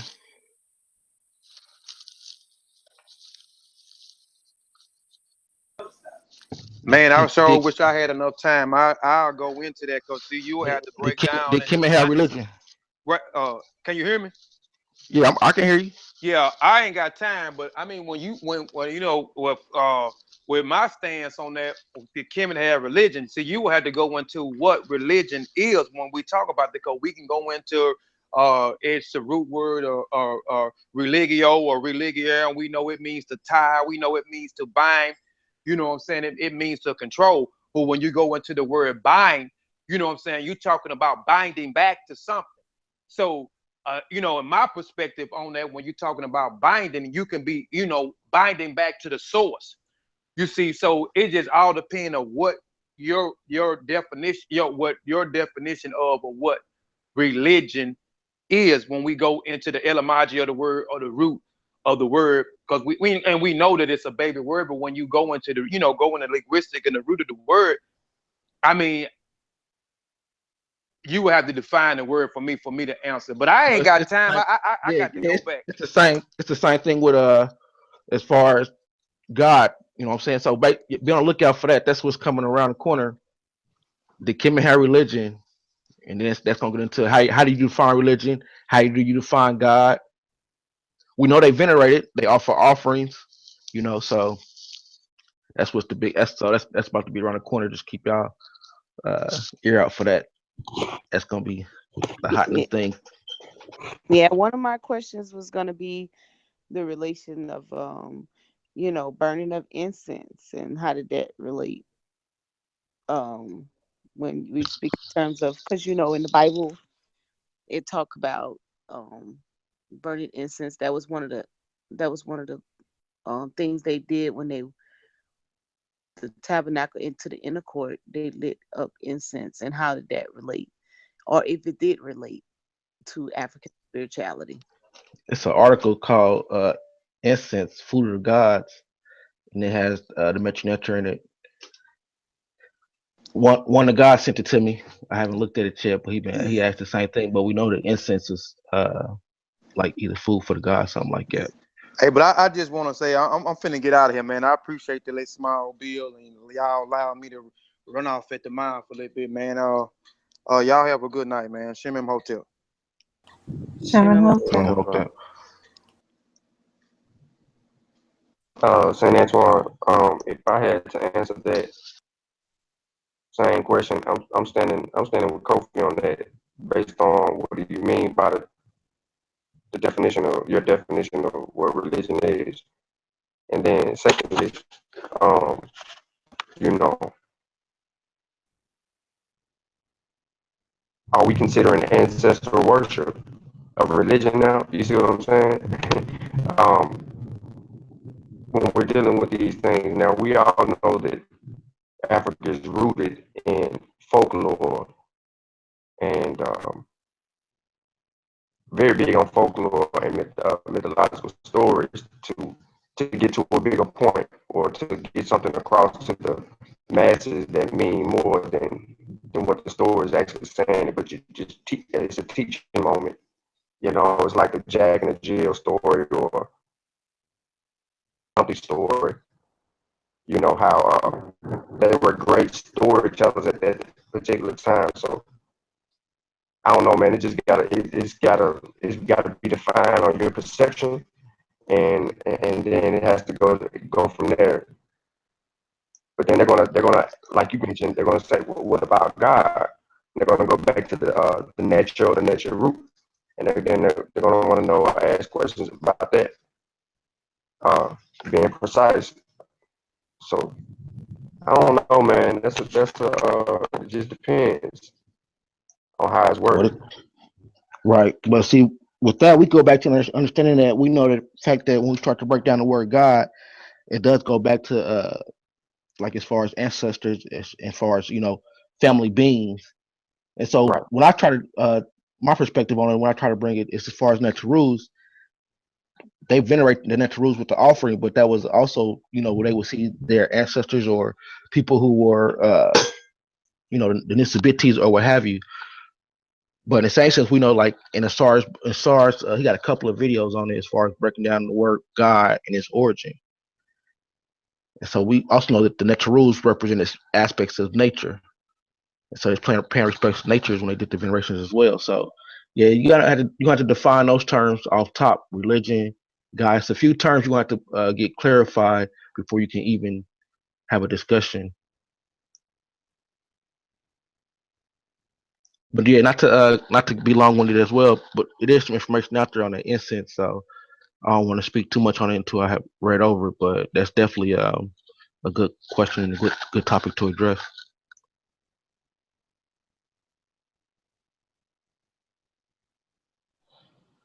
Yeah, I remember. I think I put this in the chat, but I know Saint Vincent had a question a while back. I know we've been kind of going, but I did. If he remembered it, wrote it down or something. If he's still there, I don't know if he tuned out on us, but I did want to hear what he had to say. He hadn't really said much since we've been going.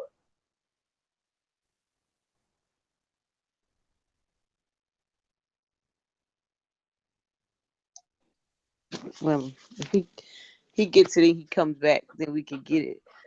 But is there a correlation between ordination? Not wait, let me say this right. Initiation and African spirituality and ordination. I think I said it right. How you get ordained in the church? Is there some type of um ship between the two?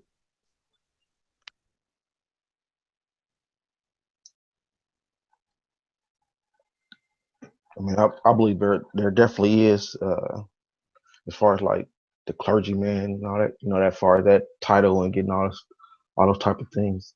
One thing before I forget it on the incense, you gotta remember too, one of the oldest objects found with the much nectar on it, and this was the incense. So the incense burner.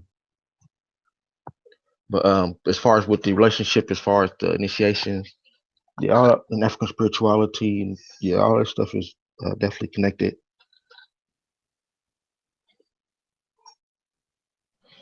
Yeah, I would say that most of kind of what we've been building on, we understand that we can verify and show from looking at the different languages and the different representations of what we felt the world was and what was right and wrong in every concept. We understand that we start to look at the language and we're looking at different images emerge off the timeline. And so when we get into the Mesopotamian era and we're looking at these Sumerian and this Anunnaki stuff and all this, these winged beings and these depictions, even with the way that they have their arms up in a symbol of praise, or what I mean, attributing to something. We know that first of all, cultures, things are being borrowed, things are being stolen, things are being twisted, but then there's also a certain core principle behind what it's all based on. And so we can all, if I ask everyone on the panel now to draw an apple, some of us might draw Granny Smith, some of us might draw one of the red apples, the yellow apples, but we all gonna draw an apple. Now, we understand that it's certain things that are such basics that have been set in place that we know that, yeah, you obviously did take that whole aspect of initiation and you're gonna take it and twist it to how you want to twist it. But we know that they're definitely looking at our spiritual systems and they're teaching it from masonry on across the board, where they're really putting their left foot forward and traveling in their right directions that they're supposed to be traveling, and they're telling people what they're seeking and all the whole nine. And those who seek to, I guess, try and dismantle us and erase us off the planet in terms of the original people bringing the stories and things is not going to work, because we have too many people who are now dealing with the subject, trying to educate the rest of us who don't know. Like many of it, like we all had to learn all this information. And when you start to read the difference, like the incense and the all of the topics we're building on, and then you come to the other side of the information, the African side, we like, man, I just read this all my life, or I just read this for the past year, 2 years, 3 years. And you can see we know that what comes first. So it ain't that the kids is teaching the parents. We know that the parents teach the children, and in turn, the children can grow up and teach. But in the beginning, when the child is 5 years old, child ain't teaching a parent how to go to work and make that money. That child is being instructed. That child is being taught. And these same religious systems are the children and the fragments of our spirituality and our different African spiritual systems. And I think that there is a deep connection that these people are feeling, who are following the modern day renditions of what they deem as spirituality. And we may not like it, but I definitely think that there's a strong connection that we can draw those correlations.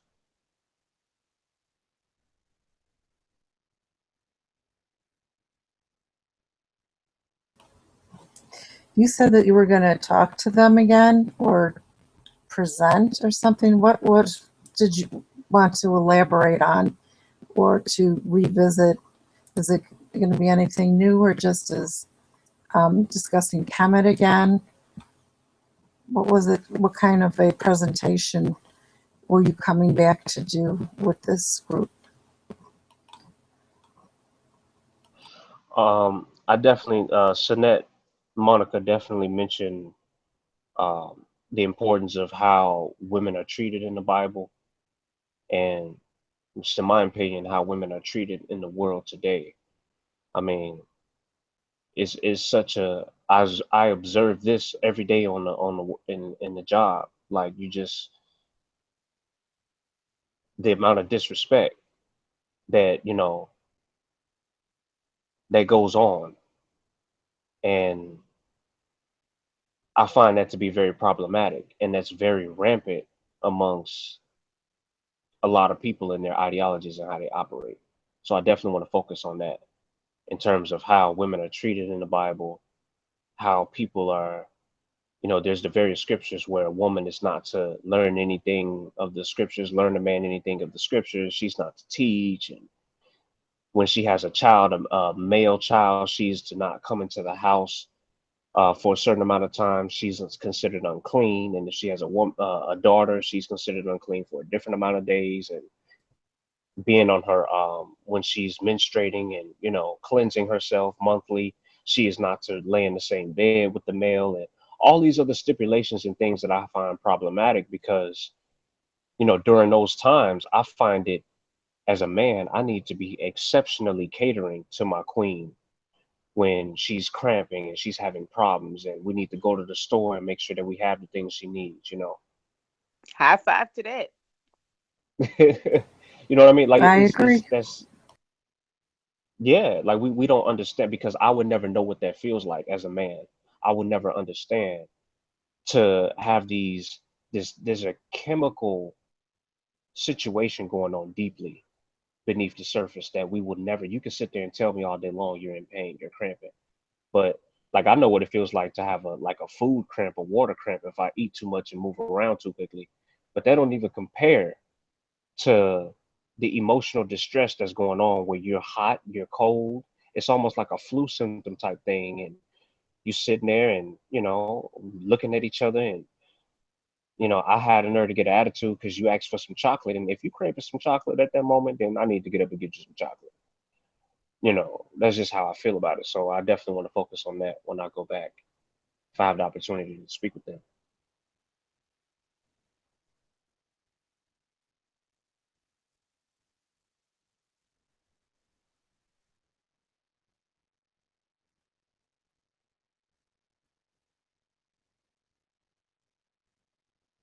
Yeah, shit.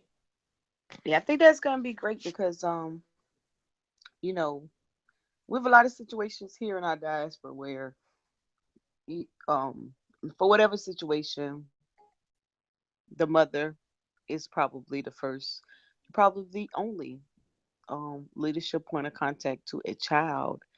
And so when you take a child and say what the mother is not supposed to be or supposed to be doing, and is definitely in that type of environment, psychologically that has to do something to a child on who you should, who you should follow and how you should follow and how does that play a factor in your life. I think that and, I mean, we have so what's amazing to me is that it's one book, right?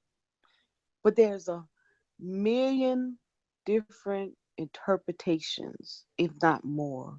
Like one person can have it speak to three or four church, it depend, or whoever you're speaking to, and they all got something going on different. And I just thought I just think that's amazing that you can have one set of scriptures or one set of books, and everybody thinks something different, or you have to, or it's not that deep, or they'll say something like, well, line up on line, precept up on precept, something I need to like. It's a big mystery.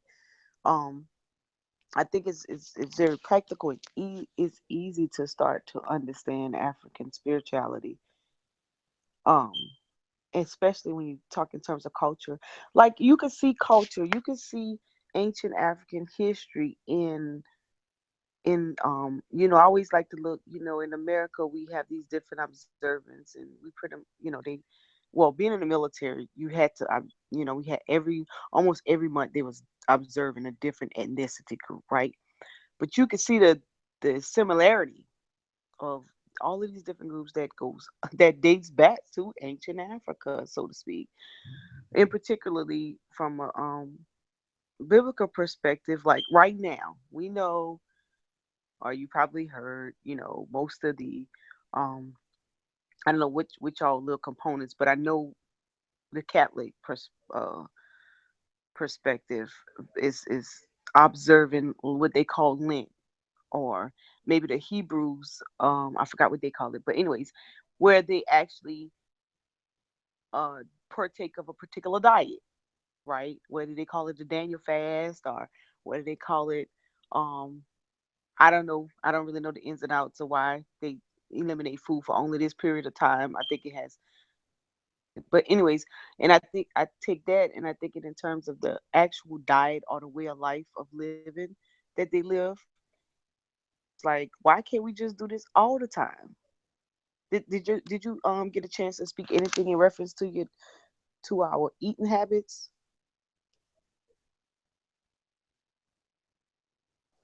I definitely when I arrived there, I had a couple, like I went to Dunkin' Donuts and got some donuts for them, and uh, I got a little bit of fruit and some things, and I wanted to greet them, with some food, and we definitely kind of spoke on that in terms of, the culture of eating and what is accepted as the norm and how we treat that, and then tying that into the offerings and Hotep and tying all that together. Um, And there was some side conversation about, in terms of healthy eating, and why is it that during, like you said, the Daniel fast, or why is it that we're only focused on being healthy around this time? Why isn't that the cultural norm for us? And I think that, well, for one,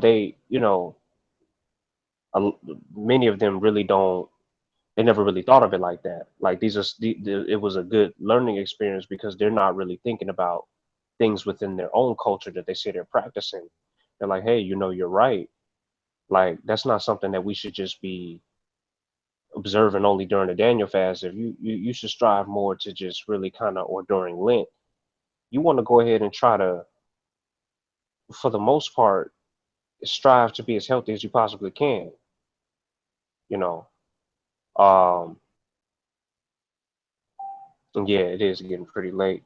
I'm probably going to wrap this up. Um, but yeah, they definitely really didn't didn't really have much to say on that because they really weren't thinking about that.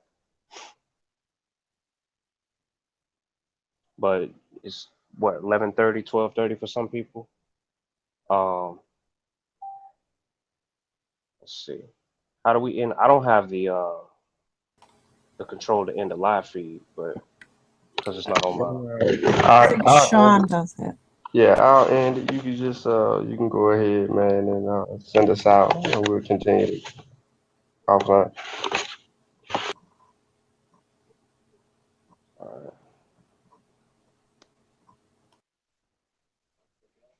Shem Imhotep. Shimon Hotel. Do I Shaman Hotep?